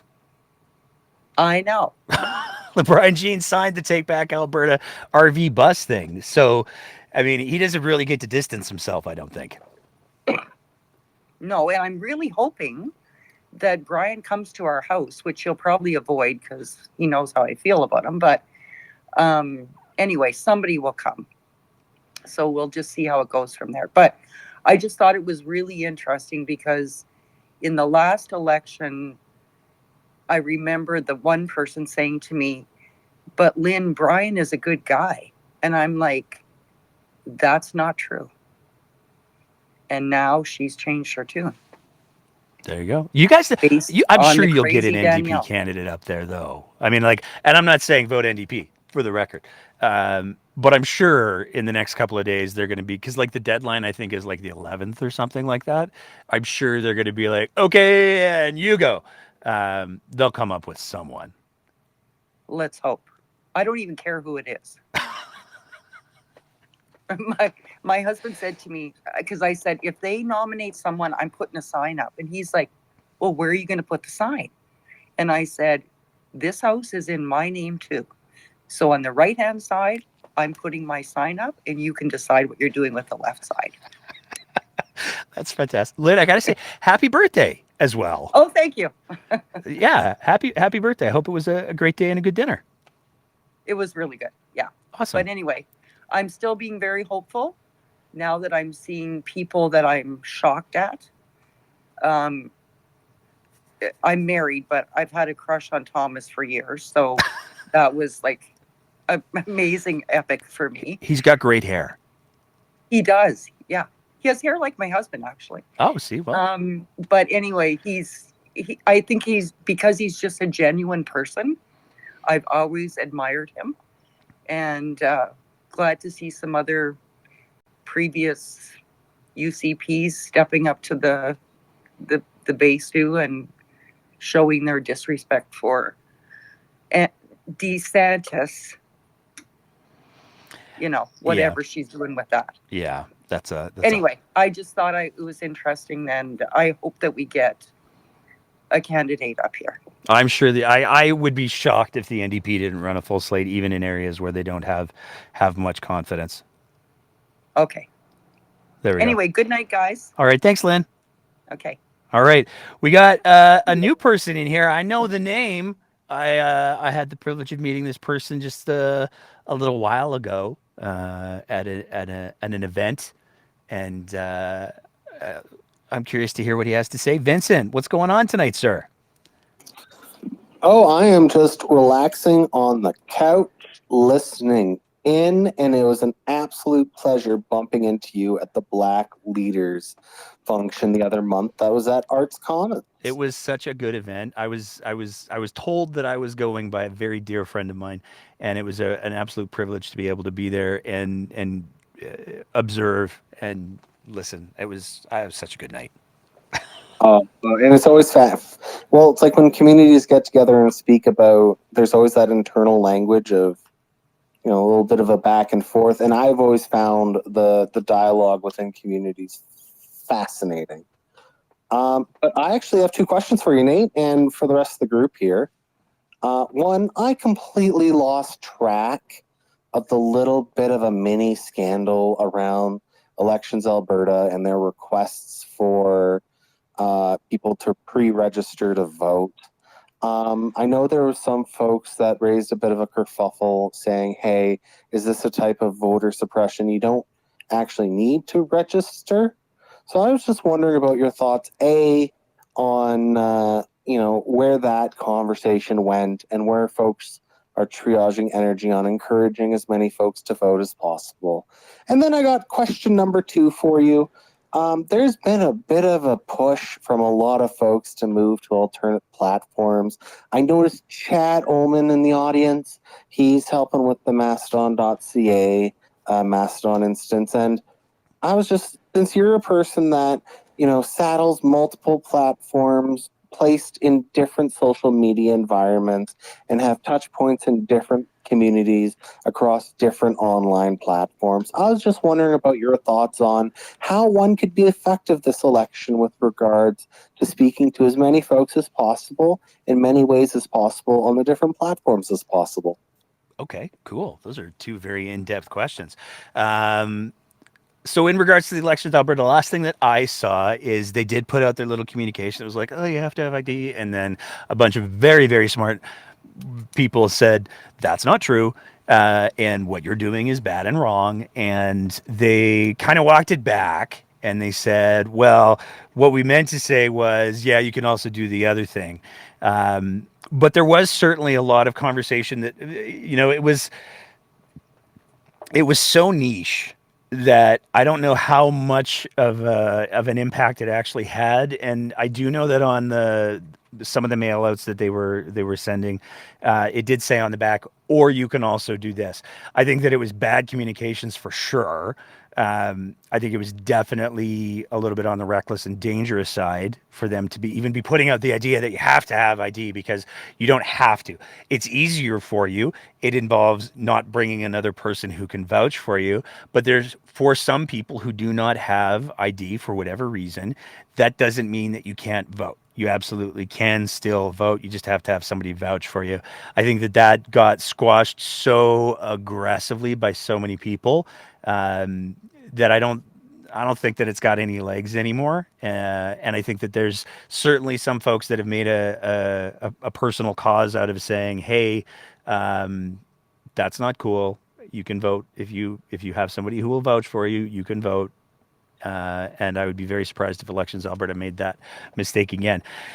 So I hope that kind of answers the first question. In regards to your second question about the social media, and don't get me, I love the idea of Mastodon, and I love the idea of the different platforms.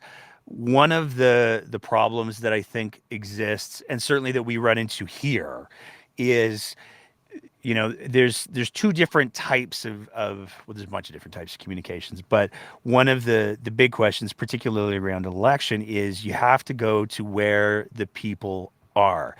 And I think that the hyper engaged people who are looking at the current state of affairs on the Twitter machine are going, oh, I don't like this so much, so I'm gonna jet, see ya.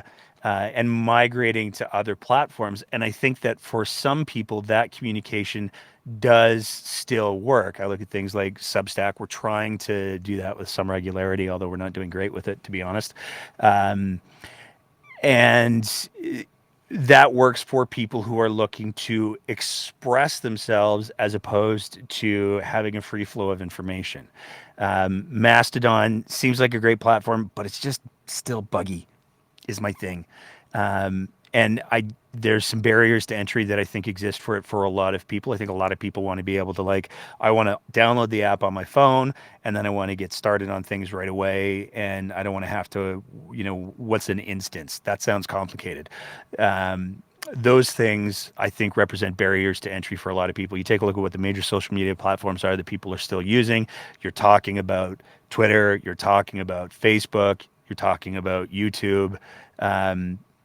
Those are the mainstream ones. So I personally, I mean, I'm told TikTok, but I don't spend any time on TikTok.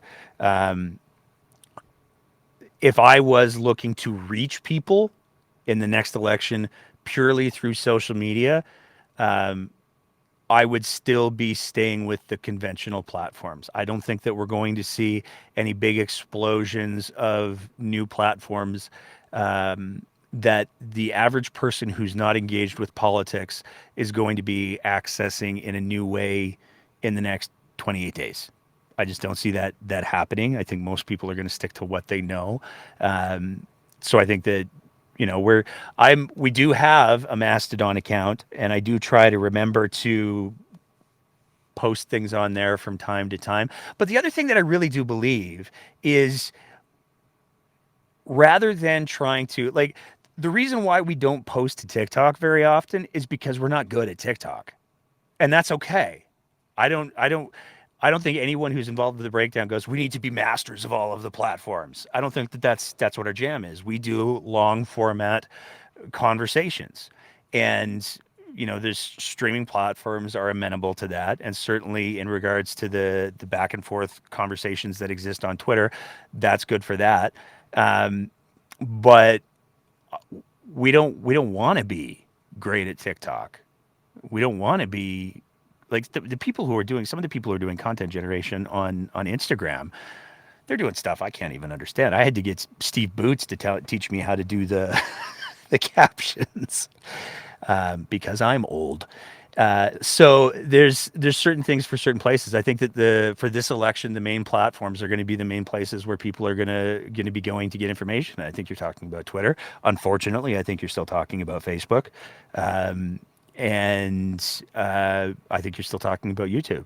I think more than anything, though, the biggest thing that's going to influence people's decisions in the election is going to be face-to-face conversations. I mean, Vincent, I know you've been involved in at least a little bit of politics from time to time.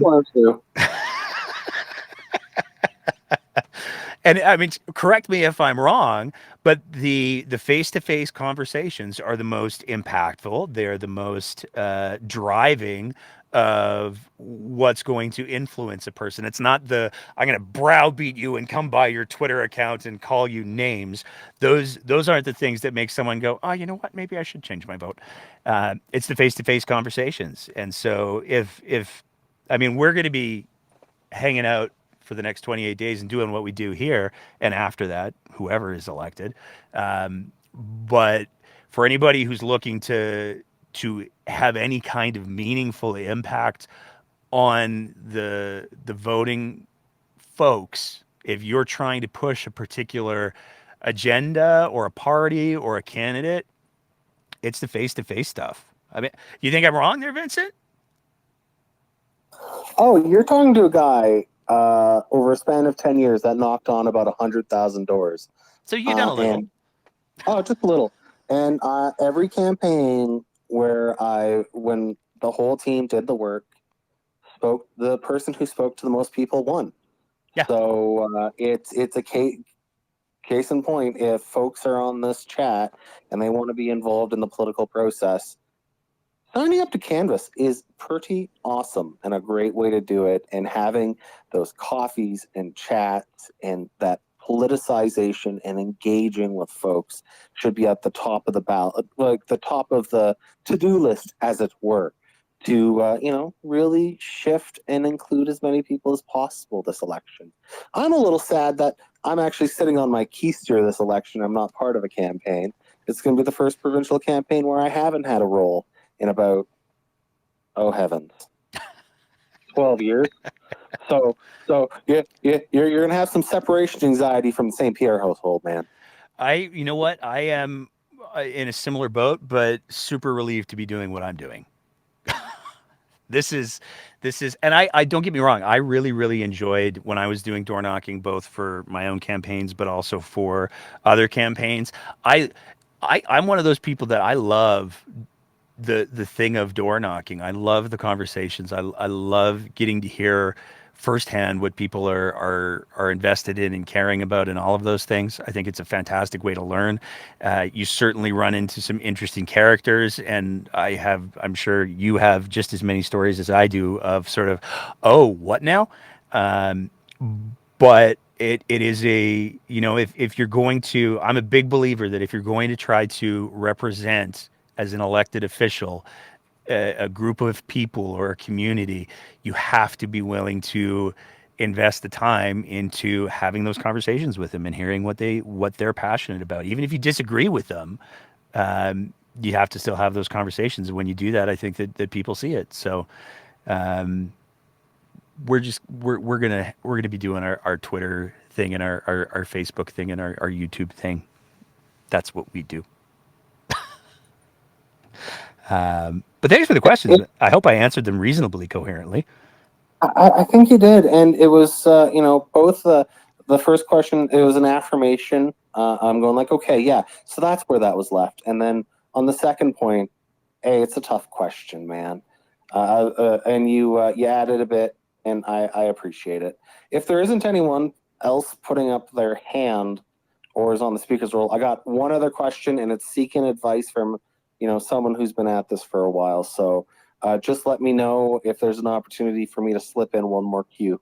Yeah, I'm going to go back to Cassandra because she's had her hand up for a while, and then we'll come back to you, and then we'll end with Ziad, and that'll be the night, I think, because we're coming up to our insanely long episode mark. So, Cassandra, you got your hand up. If you're there, what's going on?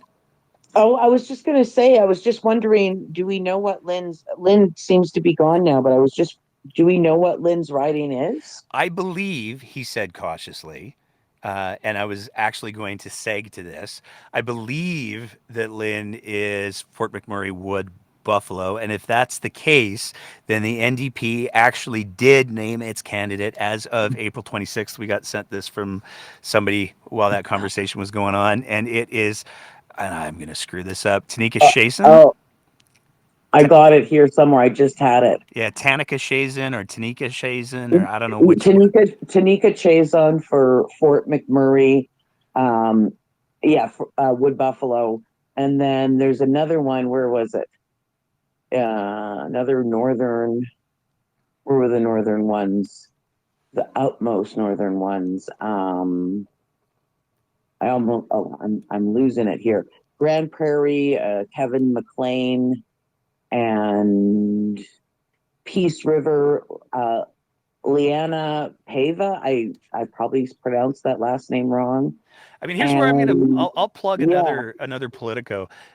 Dave Berta, if you want the comprehensive list of who are the candidates and where, Dave Berta has that. Like, that dude's got it locked up. So, like I was saying to Lynn, it appears if it is Fort McMurray Wood Buffalo, it is this Tanika or Tanika Shason.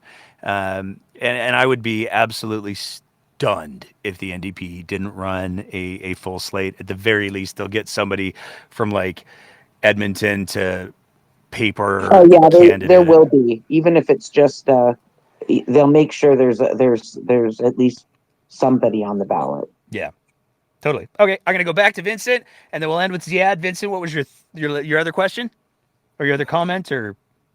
So, started a podcast. I've noticed a couple other people have started podcasts. I've noticed a few folks starting up things for the beginning of the election, just as like an election project. I'm hoping to see Mike Morrison come back with the Democracy Donuts, this thing, that thing.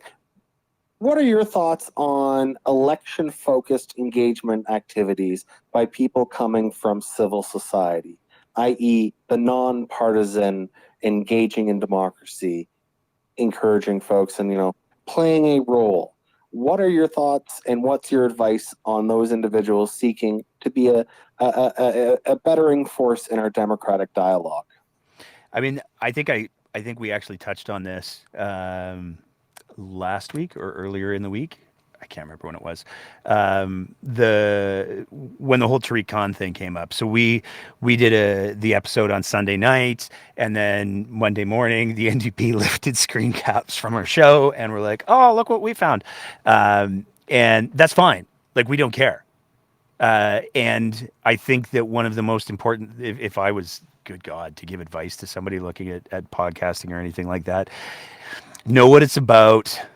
That's so critical, because if it becomes about, like, the way the terminology that we use here is, it has to be about getting signal through noise. That's what it has to be about. If it starts to become about anyone's ego, if it starts to be about anyone's personal agenda, then that turns into a problem really, really quick, because that adds more noise to the signal.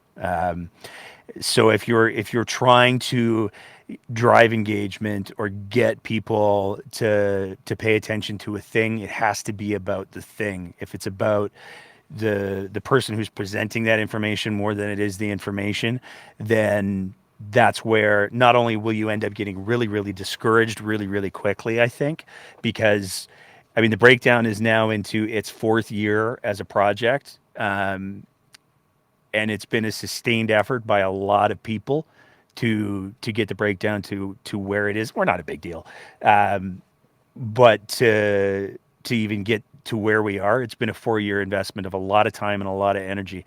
And so unless you have, like, if Rachel Notley, for example, was to say, hey, my friend Timmy's got this great podcast, you should listen to it. It takes time to grow an audience. It takes time for people to know who you are and have any degree of trust in what it is that you're saying. So if people are looking to do engagement stuffs, I think Mike Morrison with his Democracy Donuts, I mean, Mike Morrison's got a pretty good name, pretty big name beside him. So he's able to drive some engagement just by being Mike Morrison.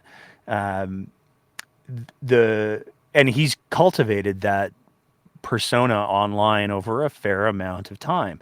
So understand that it takes time to grow an audience. The other anecdote that I'll offer is that when we started doing the breakdown, I came to it with sort of the mindset that I had after doing punk rock for a decade and a half. Well, probably closer to 2 decades, but I don't want to admit that. And when I first started playing punk rock shows, I was getting paid in hot dogs playing to an audience of 5 people. And once I got okay with that, and I was just doing it because I loved it, that's where I found the meaning. If anybody starts a podcast or any sort of engagement thing, and the goal in their head is, I'm going to change the election, you're going to be disappointed with anything other than the grand result. But if you're doing it because you're passionate about the thing, if you're doing it because you want to see people get engaged with whatever that thing is, and you put the time and the energy and the work into it, sure, I think it's a fantastic platform. I love doing these shows. I love the interviews that I've been able to do over the years. I mean, and it can end up meaning a whole lot to you. And anybody just needs to go and look and watch the bit where we launched the GoFundMe for the ongoing legal shit show. This show means a tremendous amount to me, and I think everybody who's involved in it. It can become a very rewarding thing, but just do it for the right reasons. That would be my biggest thing, because it's a big market. There's a lot of people out there who have things that they want to say. It takes a long time to get comfortable. You want to see some train wreck? Go back and watch the first couple of episodes that we ever uploaded to our YouTube channel. And I went back and watched some of those a while ago, and I was like, oh man, we've learned so much. So yeah, I mean, I would never discourage anyone from trying to be engaged and trying to get other people engaged, but just make sure that you got realistic expectations, because if you don't, and if you're doing it for anything other than getting the signal through the noise, it's a hard road to hoe, Does that was a long-winded answer. Does that kind of address it though? The best answers are often long-winded. So cut yourself some slack, Nate. Cool. I'm going to use that as my excuse from now on. I'm talking for a long time because it's quality.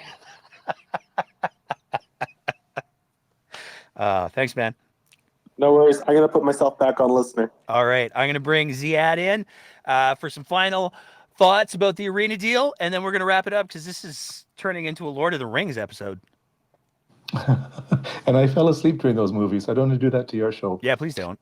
It's a pleasure hearing Vince talk. He and I have spoken on Livewire broadcasts on Friday nights before, so it's nice to hear Vince here.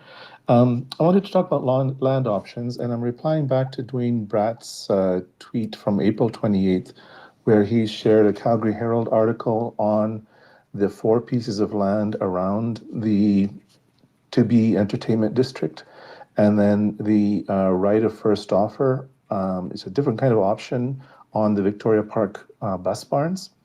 So Councillor Giancarlo Carra is the one who's quoted there, and having, I believe, a Master of Urban Planning, he tends to have more authority in what he says, but he's misleading the public here. One thing he says is that the city will sell the real estate at full market value. Well, that doesn't come from giving one party exclusive options. Full market value comes from having an open auction where all potential bidders can bid.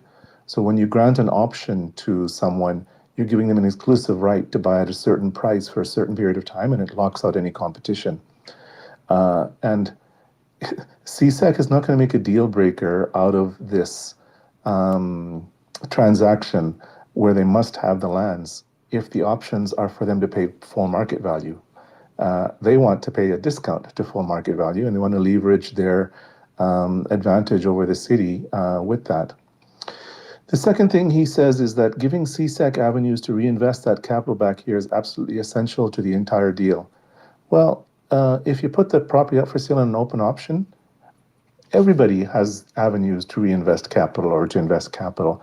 An open auction doesn't lock out CSEC or any other bidder. What CSEC is doing with these options is locking out the competition, and the city is granting them that value without putting that value in the deal. So when the city values this deal saying, oh, we're putting in this much here and this much there, they should be valuing these options as well because they're worth money. Final point on what a right of first offer is. So, we've got that deal that our premier has unilaterally granted to a charter school at the Smart Technologies building in the University Research Park. And there's a daycare there that services the university and other communities in the neighborhood, saying, hey, what about us? I mean, you're selling it out from under us, and we have to be gone by September or earlier based on renovations. So what a right of first offer is done is it's usually given by landlords to tenants in the lease that if I'm going to sell the building, you have the right of first offer to buy the building from me before it goes on the open market. And typically that's an advantage to the landlord because it allows them to get better quality tenants and to have better lease terms. And tenants have more reassurance that they can invest in a building, invest in leasehold improvements, knowing that the building isn't going to be sold out from under them without them having a bit of a crack at buying it before it goes on the open market.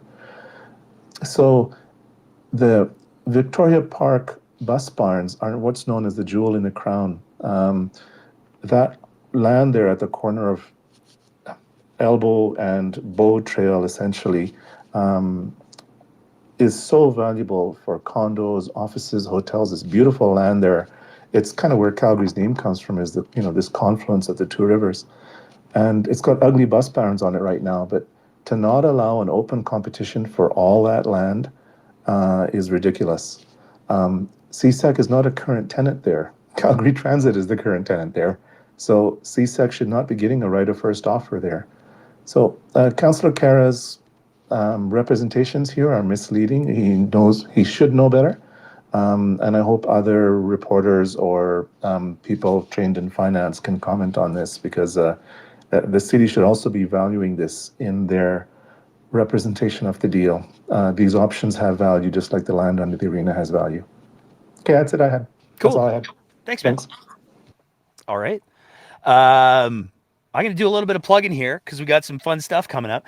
Before I do, though, I want to just take a sec to metaphorically pour one out for all of the MLAs who have served in the legislature, for whom maybe got like 12 hours officially left as MLAs because they're not running again. There's certainly more than a couple who have served in the legislature who are not going to be running in the next election. And, you know, as much as there is the partisan back and forth, and certainly there's some that some people might maybe like to see go sooner than later, and some that maybe some are glad are not running, and et cetera, et cetera. The bottom line is serving an elected office is not easy work. It's extraordinarily demanding.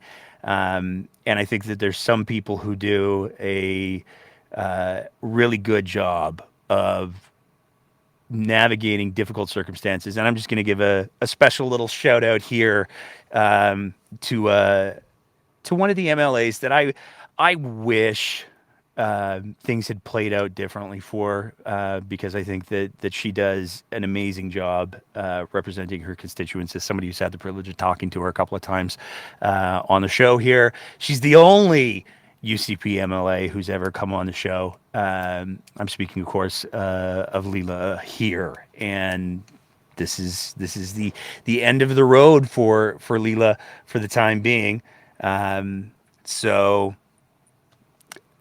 you know, let's just take a moment to appreciate everybody who has served in the legislature, because it is at its core, it is service. I want to talk a little bit about what the schedule is going to look like for the next little bit, because we got us an election for the coming up over the next month. We're going to be going through a little bit of a weird transition thing, because normally we would do live show Sunday and then interview show Wednesday.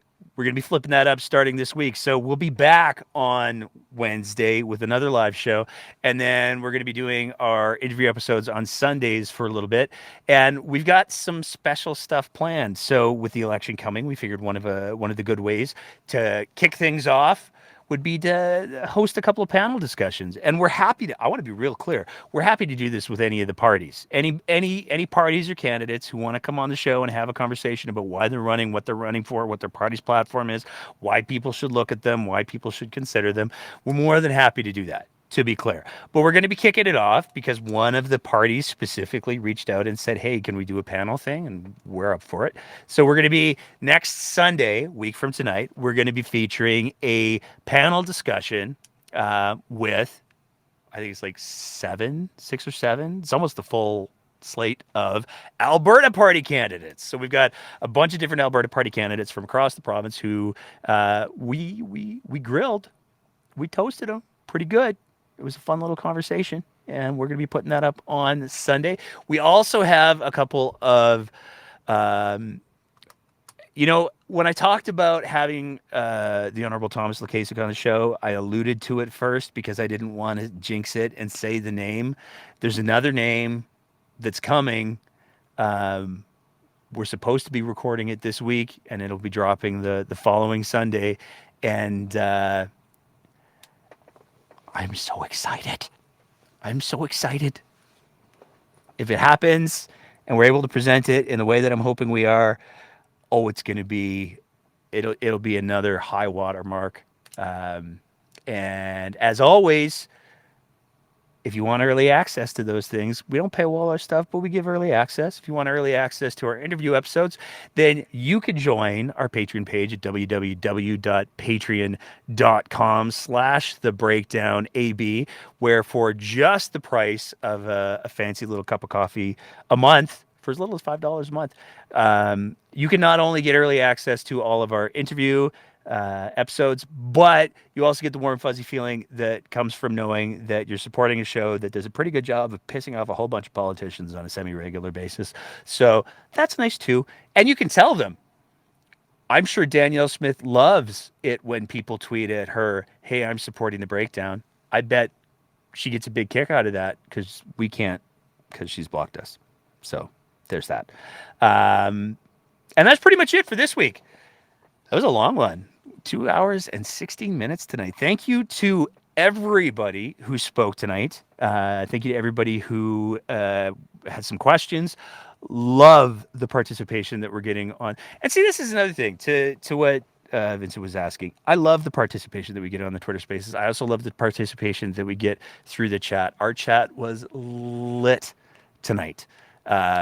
There's so many comments going on. I couldn't keep up. One of my favorite things to do after the show is done is I go through and I read all of the comments. I know you're not supposed to read the comments, but I do. So big thank you to everybody who is participating in the chat tonight. And a big thank you to everybody who's listening live. If you're watching it on the YouTube or the Facebook or the Twitter machine, or if you're just listening to the audio version of the podcast, thanks for sticking around. This was a long one. Much appreciated. Tomorrow morning is the day we're heading into the election, folks. It's going to be nuts. It's going to be a bumpy ride. We're going to be here for the whole thing, though. We will see you back here on Wednesday for another live show at 8 p.m. And in the meantime, like we talked about with Vince there, the most important thing that you can do if you want to see either the party that you support make some headway, or if you just want to get people more aware of what's going on, please talk to them about Take Back Alberta. The best thing that you can do is have those conversations. It's going to be a long month. It's going to be nutty. You need to take care of yourselves. Make sure that you're taking time to have the rest. But as always, the most important thing that you can do, keep the conversation going. Thanks, everyone.